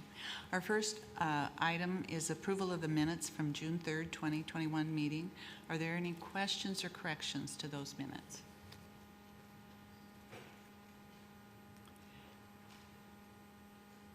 If not, the minutes are approved by general consent. And now I'll recognize Dr. Brooks Jackson, Vice President for Medical Affairs, and Tyrone D. Arts Dean, Carver College of Medicine. I'll turn the floor over to you now. Thank you, Regent Bates, and good afternoon. I'm very pleased to be here today, and I'm joined by Associate Vice President and Chief Executive Officer for UI Hospitals and Clinics, Suresh Gunasekaran, and Interim Associate Vice President for Finance and UI Healthcare's Chief Financial Officer, Mark Henricks. Later in the presentation, Suresh will also share with you some of the details of our continued efforts to meet the very high census in our hospitals and clinics, as well as support the stability of Iowa's greater healthcare infrastructure. For my own opening remarks, I'd like to start with a few comments on our evolving pandemic response. On the national level, newly reported cases and hospitalizations appear to have peaked, but seem to have plateaued to some extent. But hopefully within a few weeks we will start seeing a downturn, if not earlier. In Iowa, hospitalizations have begun to level off some, though it is too soon to tell whether we will start to see a downturn or remain at something of a plateau. It certainly in the last several weeks seems to have plateaued for us. In general, however, it's important to note that we are not seeing what we saw earlier in the pandemic, which is good, but it's still a very, very challenging time, and we continue to have staff shortages. As Iowa has seen an uptake in COVID infection rates, UIHC remains at very high capacity, and our care teams are working harder than ever to address the needs. The increase in COVID volumes comes on top of the very high volumes we are experiencing for the full range of healthcare needs of our patients, including many critical needs that were put off earlier during the pandemic. So we remain committed to ensuring that we can be here for all of our patients, not just those with COVID, but also those needing care for heart disease, cancer, trauma, respiratory disease, diabetes, stroke, and many more. Our team continues to do tremendous work in responding to these needs, and we are incredibly proud of all we have accomplished together during this challenging time. But our people are tired physically and emotionally after more than a year and a half of fighting this battle, and we know we need to redouble our efforts to preserve our workforce and their continued ability to serve the needs of all Iowans. We also know that vaccination is the single best tool we have right now to fight this pandemic, support our economy, and save lives. That's one reason more than 90% of UI Healthcare's employees have made the choice to get the COVID vaccine. And we're proud that our people have stepped up in this tangible way to protect one another, our patients, and our community. We continue to encourage the public to partner with us in protecting Iowans, so get vaccinated, wearing a mask, and follow other safety precautions like social distancing and good hand hygiene. These simple and effective steps will support the efforts of our vital care providers and ensure they continue to meet the healthcare needs of all Iowans, especially as we head into the cold and flu season. Despite the continued challenges brought by the pandemic and the necessary focus of intense energy on our clinical mission, we nonetheless continue to carry out the other critical parts of our tripartite mission, namely education and research. We were pleased to welcome campus last month the 152 members of the Carver College of Medicine's 2021 entering class. Of those, 71 are female and 79 are male. Consistent with our commitment to educating Iowans, the ratio of Iowa residents to non-residents is 70.1% to 29.9%, and they come to us from an array of 59 different undergraduate institutions, more than half of which, 52.6%, are in the state of Iowa. 8.6% of the class come from ethnic backgrounds and underrepresented in medicine. Notably, this is a distinguished class academically with a mean total GPA of 3.8 and an MCAT mean of 515, one of the highest we've had in a number of years. As we welcome these new medical students to campus, we were delighted to host the traditional white coat ceremony, albeit modified to allow for appropriate safety precautions, during which these future physicians recited for the first time the oath of Hippocrates, which calls attention to the importance of the doctor-patient relationship. All our students are off to a great start, and we are excited to support their success and watch them develop their skills, build their confidence, and follow their passion in medicine for the years ahead. On the research front, I am pleased to report that our faculty remain on a very productive streak. Specifically, total research funding through the first 2 months of the fiscal year is up 15.5% compared to this same time last year. And that's on top of an 18% increase of year over year at the end of that. So this equates to nearly $60 million in total awards over this 2 months, a very auspicious start to the year. Moreover, funding applications have also seen an overall uptick this year compared to last year, up 3.6%, a sign that our researchers are working hard to pursue available funding opportunities from external sources. Finally, I want to thank the Board of Regents, especially Regent Richards and Regent Bates, for their tremendous support during UI Hospitals and Clinics' recent successful application for a Certificate of Need to proceed with our campus in North Liberty Campus Complex, and for their subsequent approval allowing us to proceed with site preparation and construction. As you know, this project will increase access to essential tertiary and quaternary care services, expand education and training programs, and grow biomedical research programs to meet the future healthcare needs of Iowans. We are grateful for the board's partnership and leadership in moving forward with this important project and look forward to breaking ground later this month. I'd like to now ask Suresh and Mark to provide the financial and operational update. Thank you.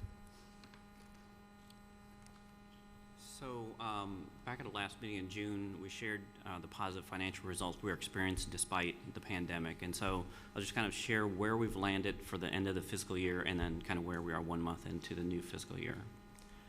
So from an operating margin perspective, if you recall back in March when we were looking at the elements of the pandemic, it was hard to kind of decide what are the assumptions around volume, what's going to be the economic issues around payer mix, and what are the expenses going to be. And so we looked at kind of what would it be with all those risks in, and then what would it be if we were looking at our volume projections without risks. And so what we're sharing here is a budget of 5.1%, which took away those pandemic risks.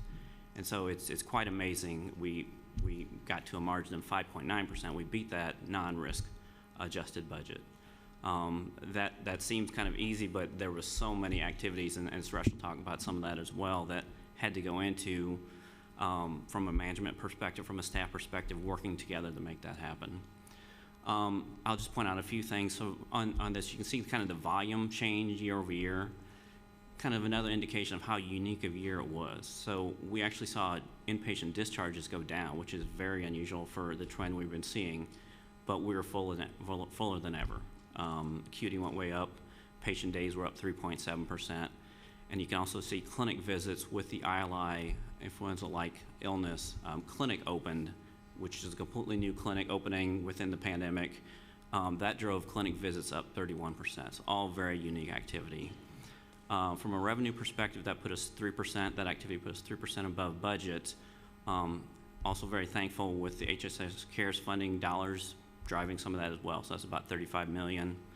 From a payer mix, we weren't sure of kind of how the pandemic might impact payer mix, but we saw very little change throughout the pandemic. Salary expenses were about 3.5% over last year. But again, we kind of control those elements of the employees pitching in and having vacation give-backs and kind of unpaid time donated back to kind of make this a positive year overall. Yes. The one piece I would add is we talk a lot about how UI Healthcare is a little bit different than other hospitals. If you take a look at the broader Iowa hospital database, during this exact same period of time, volumes for most hospitals, almost every hospital in the state, was down for some set of months within the year. The reason we were up, including our clinic visits, our surgeries, keep in mind in that fiscal year we shut down our ORs for a couple of months, and still we came out ahead. And that's because UIHC doesn't do very much optional care. The kinds of work that we do, the complex care that we do, didn't stop. And so whatever we essentially canceled during November and December, we essentially ran extra hours to make sure those patients did still get seen, because they had the kind of condition that couldn't be treated somewhere else, and it wasn't good for their health to wait. And so I would just give a preface here that it was significant effort on the part of the staff to make these numbers, given all the constraints that they had. And it also shows the role that we play in the state and the kinds of care that we're proud to deliver, but these results came at a pretty steep operational price in terms of how hard we had to work to get to the finish line. Thanks, Mark. Yep. So the overall financials here, but basically it's kind of jumping to the operating income line. You can see 129 million, or the 5.9%. So again, 23 million ahead of kind of a non-risk adjusted budget. So just amazing results overall. If we look at kind of the three key metrics we look at from a rating agency perspective, you can see operating margin a little bit lower than the 5.9% because this brings interest expense above the line into the operating margin to calculate. Days cash on hand, we've had a lot of conversations here about where we were 4 or 5 years ago with days cash on hand below 180. You know, the conversations we've continually had with the board and with the rating agencies were our commitment to get that stabilized at least at 200, and you can see where we're at now at 242. The Moody's median comparison, typically that's been around 255, 260. It's somewhat inflated by the fact that quite a few facilities took CARES Act loans, which we did not take. We just took the regular CARES Act funding. So that drove up the days cash on hand in our peer group somewhat. Debt to cap, we still remain at 15%, so fairly conservative from a leverage perspective, a debt perspective. Don't want to spend too much time spiking the football, but I would say that, you know, that final piece brings us within solidly being above the ranges for our peer group, because if you adjusted for the level that others took CARES Act funding, then you're going to bring our days cash for our peers to about 260, 275 max, but I think it actually is closer to 260. And for us to make it to 242, I think we're well within range now. So this is a journey that we started multiple years ago, and I think that we've done that. And keep in mind that, as Mark emphasized, we are less leveraged than the rest of our peers. So we got back to the kinds of metrics that really speak to us, a significant amount of stability that we've been able to establish. And I'd credit Mark for his hard work on this and our broader finance team, because it's taken a while. Also thank the Regents for the debt refinancing that we were able to do this year. A couple of years in a row, we've made smart moves on that as well. So I think this is all part of a pretty winning strategy. So for the fiscal year 22, I won't spend much time here. We've only got 1 month of activity, obviously, but overall about a 6.9% margin versus a seasonally adjusted budget of 3.7%. The overall annual budget is 4%. I guess the one thing I would point out here is kind of as we're seeing capacity be pushed and kind of all that demand come back, I think the salary expense line is what I'm going to be paying quite a bit of attention to. How do we continually to staff up to the levels we need to as we see the volume coming back? The volume really, kind of the clinical volume and other activity, we saw it get back to normalized level back in March, and it's been growing since then. So I would say that's one of the key things we'll keep an eye on for the fiscal year. Otherwise, the key metrics wouldn't have moved much from just a month ago from the close.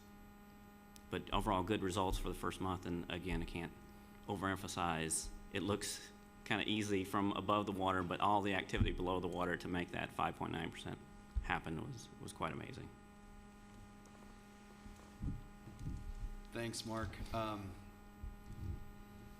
Before we get into our COVID-19 update, I would just say that, again, when you look at these volumes and look at these finances, that's one lens, and we want to be fiscally responsible, but it's by far not the most important thing going on right now.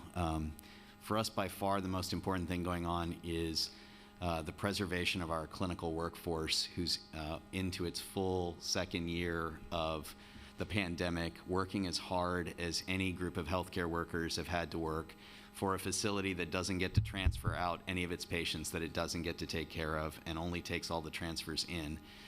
It is a very difficult and challenging life. And so Mark, Brooks, the rest of our management team, probably our number one focus for this next year is not really budget oriented, but really workforce preservation and what we can do to extend the support that's necessary for the staffing, whatever we can do. We're not going to really spare expenses. We're going to look at different ways to compensate people for all the extra hours that they're working, whether it's giving them time off, whether it is paying premiums, whatever it is. We are also seeing nationally a trend of traveling nurses and traveling healthcare professionals because other geographies are experiencing extremely high hospital volumes. Usually in the state of Iowa, the average hospital census is 50% empty. And so as COVID volumes and other volumes increase, those exact hospitals need 20 to 30% more staff than they normally have. That's creating labor market pressures, and you have a lot of folks that are leaving the state to go do these other kinds of jobs. And so I want to make sure that you understand as a board, you were very supportive of us during the first 3 to 4 months of the pandemic and all the flexibility you gave us around staffing preservation. I think that's probably what we're going to be talking about over the next 3-4 months as well, which is that we do need to make investments in our staff. It's been a long pandemic. It's not going to be over in a month, and we need to continue to do that. And so as much as we are very proud of our financial results up to this point, we continue to hold ourselves to that standard. For us in this fiscal year, the greatest focus we have is on our staff. And if we can continue to keep our staff in a good place, they'll make sure the patients are in a good place. With that, I do want to talk to you about the ongoing modifications that we're making.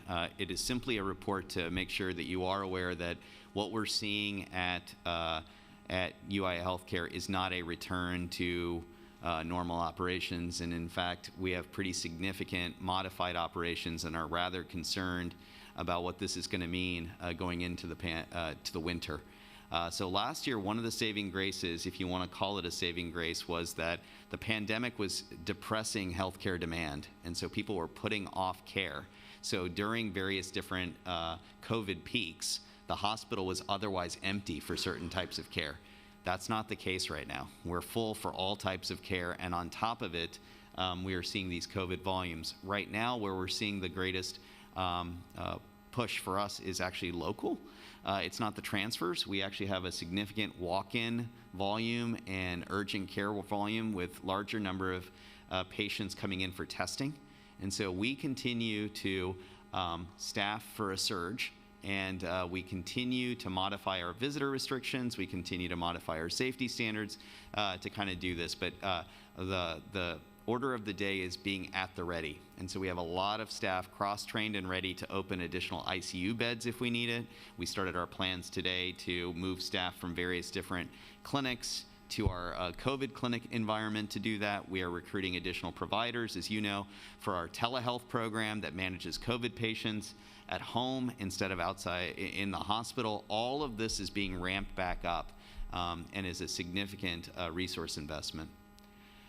We continue to get a significant transfer volume into UIHC. It is not just for COVID. As other hospitals are experiencing staffing issues, as they're experiencing outbreaks, they are transferring all levels of care to us. And so it's a significant non-COVID transfer volume that comes in. When you look at the numbers across the board, we are as busy as we have been serving patients from outside of Johnson County.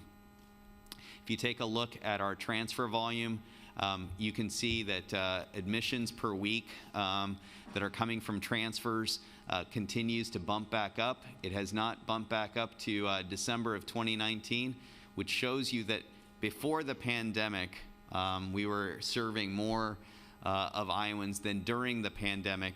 Gives you some sense of it. There's one reason the number went down. Do you know the reason? The reason is that the average COVID patient stays longer in a bed. So if they didn't stay longer in the bed, then we would have been at higher levels during the whole time. And but what we're seeing is that you can see the mix is kind of going back to what it was before. And so just to say that we're still doing this. Again, you can see that it's from across Iowa counties. This is an update on the year with all admissions, not just COVID admissions, and you can see that the distribution is pretty significant across the state. You can also see that our case mix index, how sick our patients have been, went up with the COVID peaks and has come back down, but in the most recent months, it's creeping back up as we see an increase. The other issue is that a lot of Iowa hospitals are doing a great job of managing COVID patients, but the patients that get sent to us still tend to be very, very complex, tend to need ICU care, tend to have multi-system disease outside of COVID, and are staying in beds a long time. And as if this needs repeating, we continue to be challenged with very, very high census. This is what is the most crushing part of the present pandemic.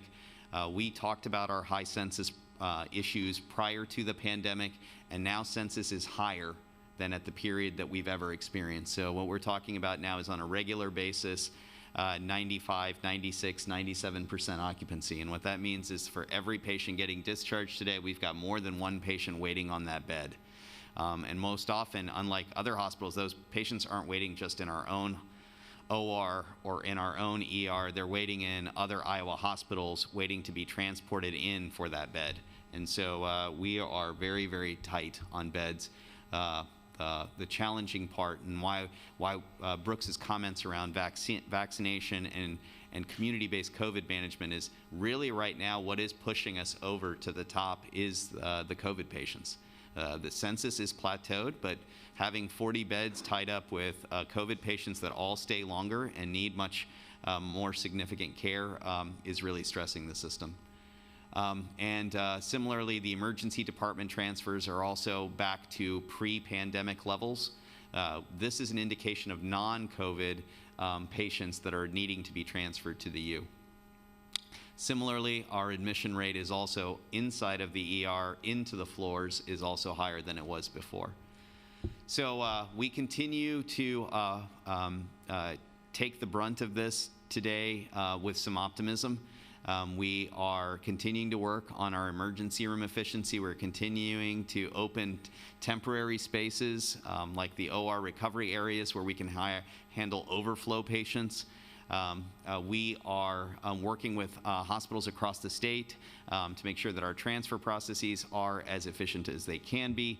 But the reason we always want to be transparent with the board is that we continue to be unable to take as many transfers as we would like on a regular basis simply because of our capacity challenges. And within that, we are obviously prioritizing the more complex, the more sick patients to do this. And so we continue to be optimistic, but as I commented before, this is a challenge. The final piece I'll leave you with is that we always talk about our adult occupancy, and our children's occupancy typically stays in the 70s or 80s.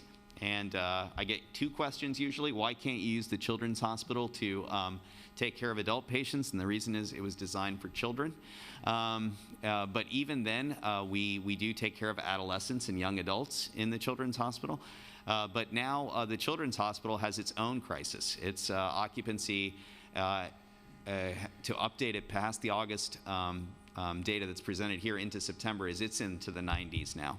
This is not a function of COVID alone. We are having significant respiratory illness amongst children that is being hospitalized. And within Iowa, there are not too many pediatric ICU beds in the state outside of neonatal ICU. And so again, serving a purpose as a referral center for the entire state, we are filling up pretty fast. Our partners at Blank in Des Moines are experiencing the exact same thing. And so I would just say that during this period of time we're managing this. We have created a surge plan for this.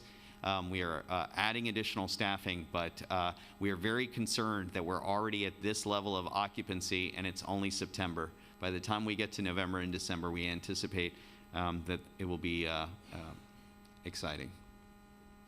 Brooks, you want to comment? I just want to add on that the RSV season, respiratory syncytial virus, and paraflu, rhinoviruses, we're seeing a huge upsurge in children and adults, and that's what's tying up a lot of our testing sites, is trying to figure, is it COVID or is it these other respiratory viruses? And we haven't even come to flu season yet, and last year we only had one documented case of flu. And, you know, this usually comes in November, December. So if it comes back like it usually does, this will put even more stress. But I also want to remind everybody to get your flu shot. That's always a good thing. Besides COVID vaccine, the flu vaccine is also very important. So, and that's really putting pressure, as he was saying, on our clinics, our testing facilities, and of course in the children with respiratory syncytial virus is really causing our hospital to get full in the children's hospital. And so in closing, I would just say that we continue, as we've been able to throughout the pandemic, to make the modifications that are necessary to continue to see as many Iowans as we possibly can. And we're confident that we're going to be able to do that through this winter season as well. But what I do think there's a specter of is that at a certain point, you can only do as much as you have staffing to do, and that you safely can do. And that this winter we might have to make some decisions around what services we're able to offer to what extent, and what beds we're able to keep open to what extent based on the available staffing. And so for the first time since I've been at UIHC, we may be in situations where we're unable to staff every bed that we have or staff every OR that we have, et cetera, if we're not careful. And we have a three-pronged strategy to kind of do that. And one is to have a campaign to keep our own staff safe so that they're not unexpectedly out of work because of COVID or because of other illness. Two, we are looking at opportunities to cross-train staff so that other staff can give them a break and they can do that. Third, we are trying to expand the amount of temporary staff that we can use during this period of time, even if it is not traveling nurses. We're looking at other models to do that. But I wanted to make sure that we emphasize that we continue to be ready to do this, but we continue to hope that there's community support for managing our COVID volumes too. Okay. Thank you. Are there any questions for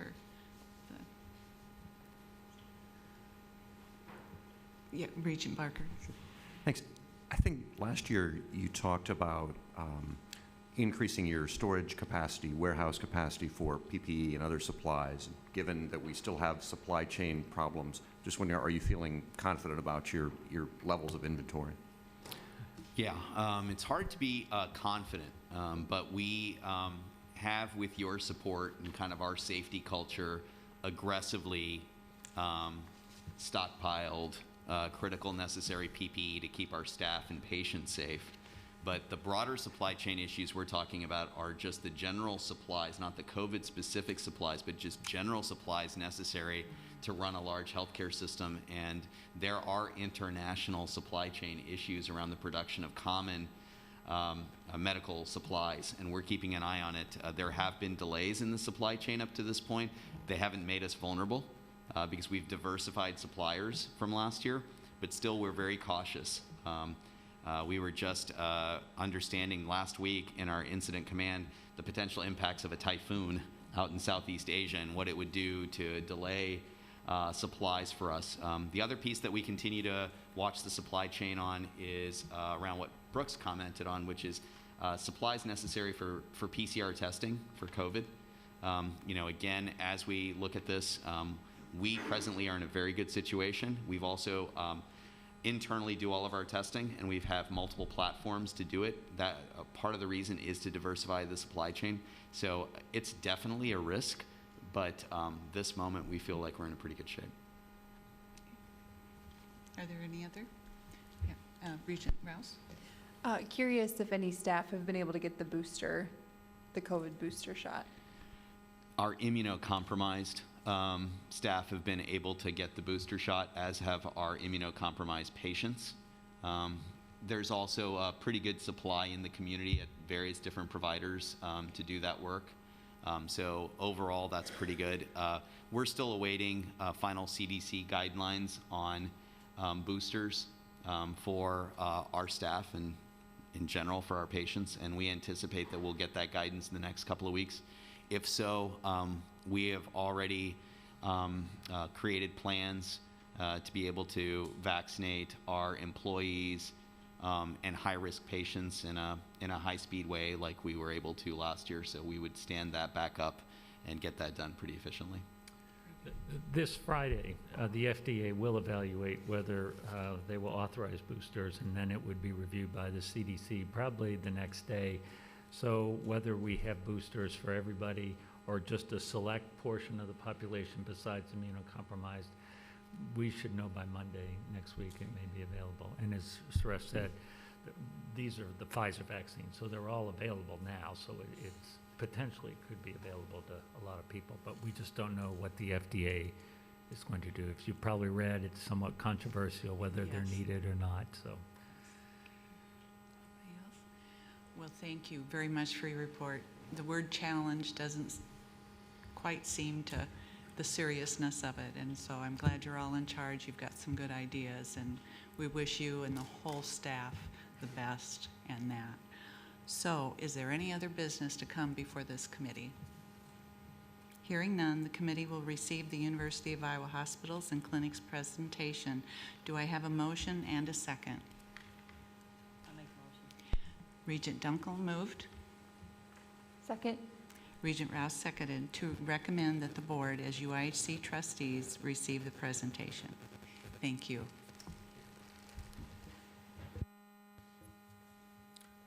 Thank you, Sherry. Thank you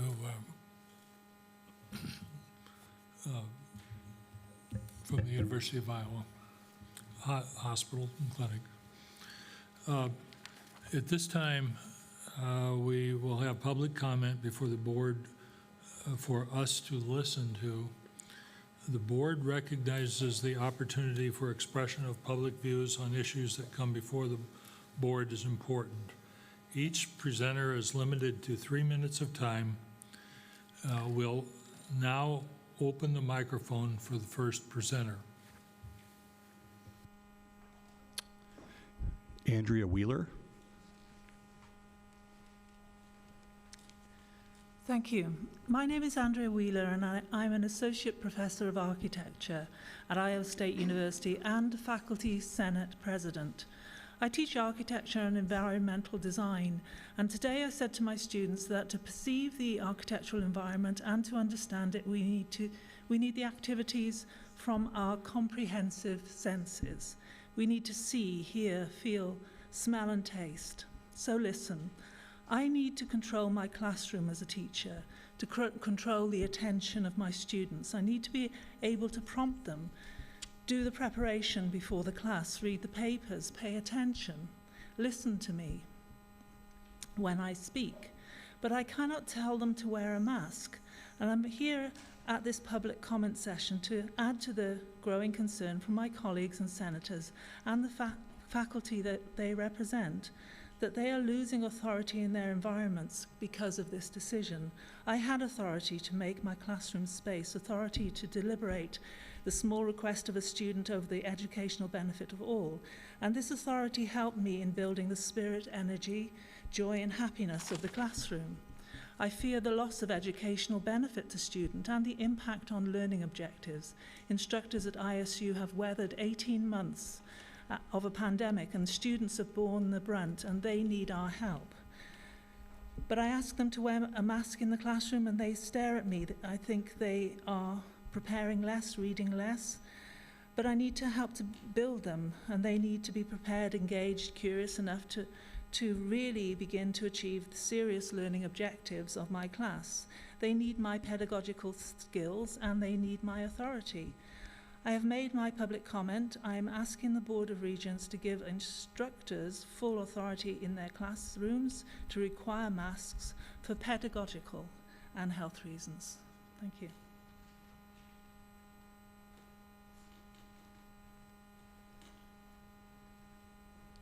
John Perkins.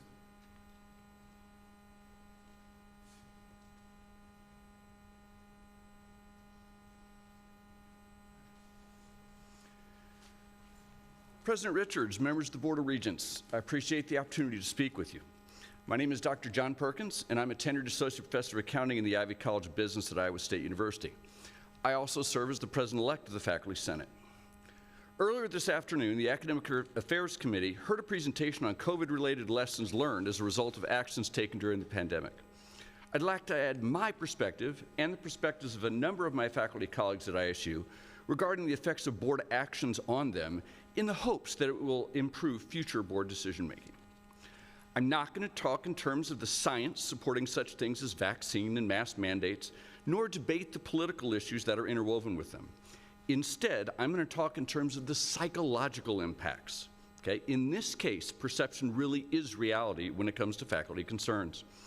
The bottom line is that the perceived risk and uncertainty brought on by the lack of vaccine and mask mandates at ISU has caused fear in the minds of numerous ISU faculty members.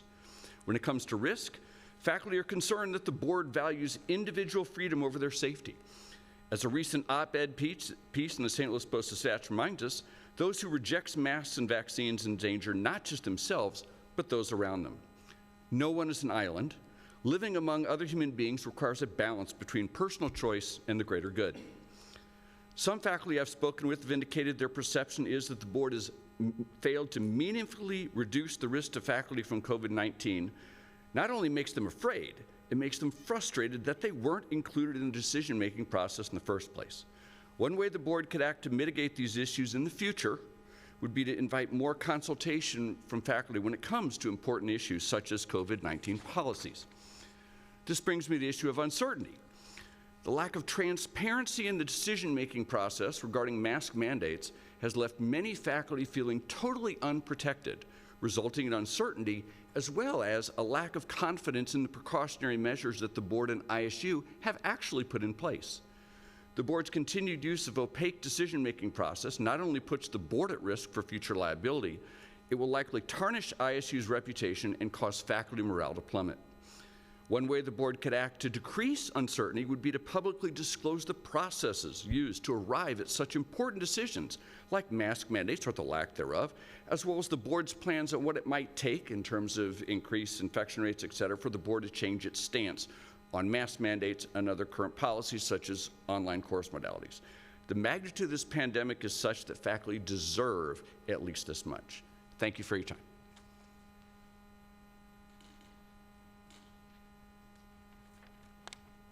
Maggie Parks.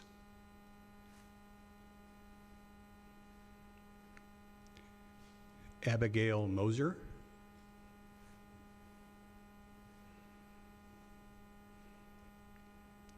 Jacob Grobe.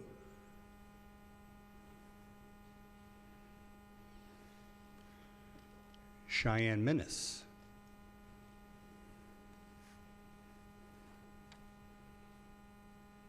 Olivia Garcia.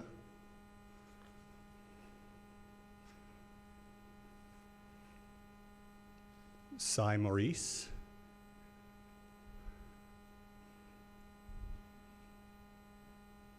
Hector Arbuckle.